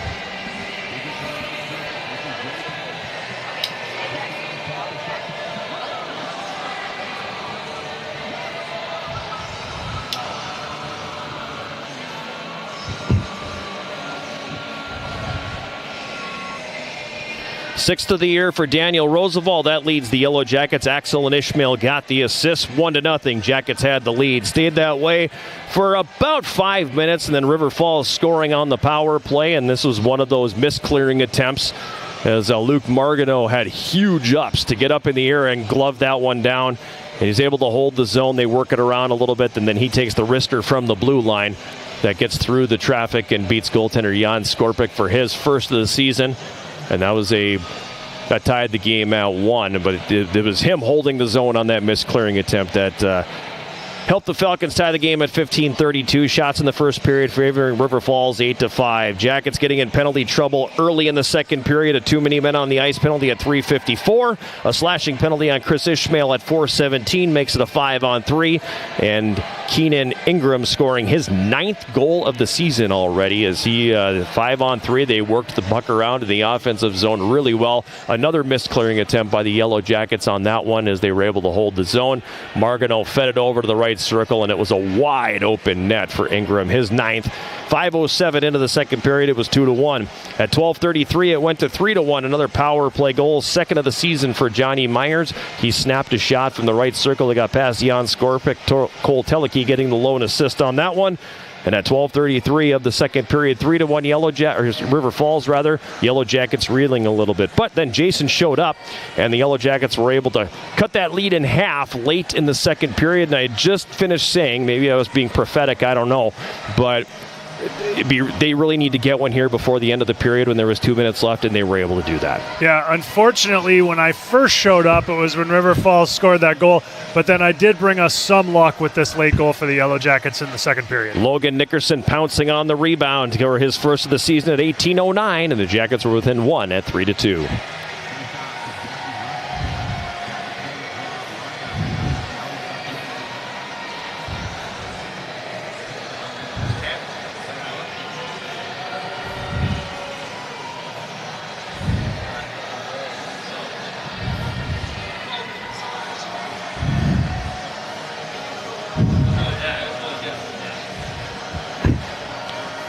Going to have to learn to not try to do a goal call when the horn is going, and maybe move the mic because the goalie's pounding on the glass is killing me. It's drowning me out. But Nickerson scoring on the rebound, his first.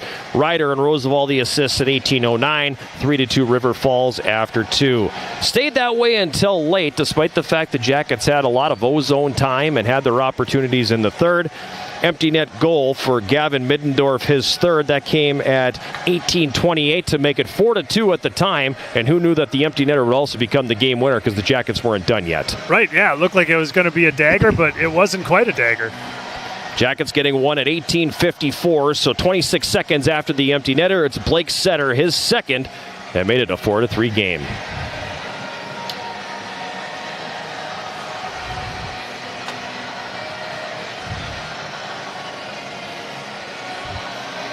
Second of the year for Setter. Jordan Gibbs and Tyler Ryder getting the assists.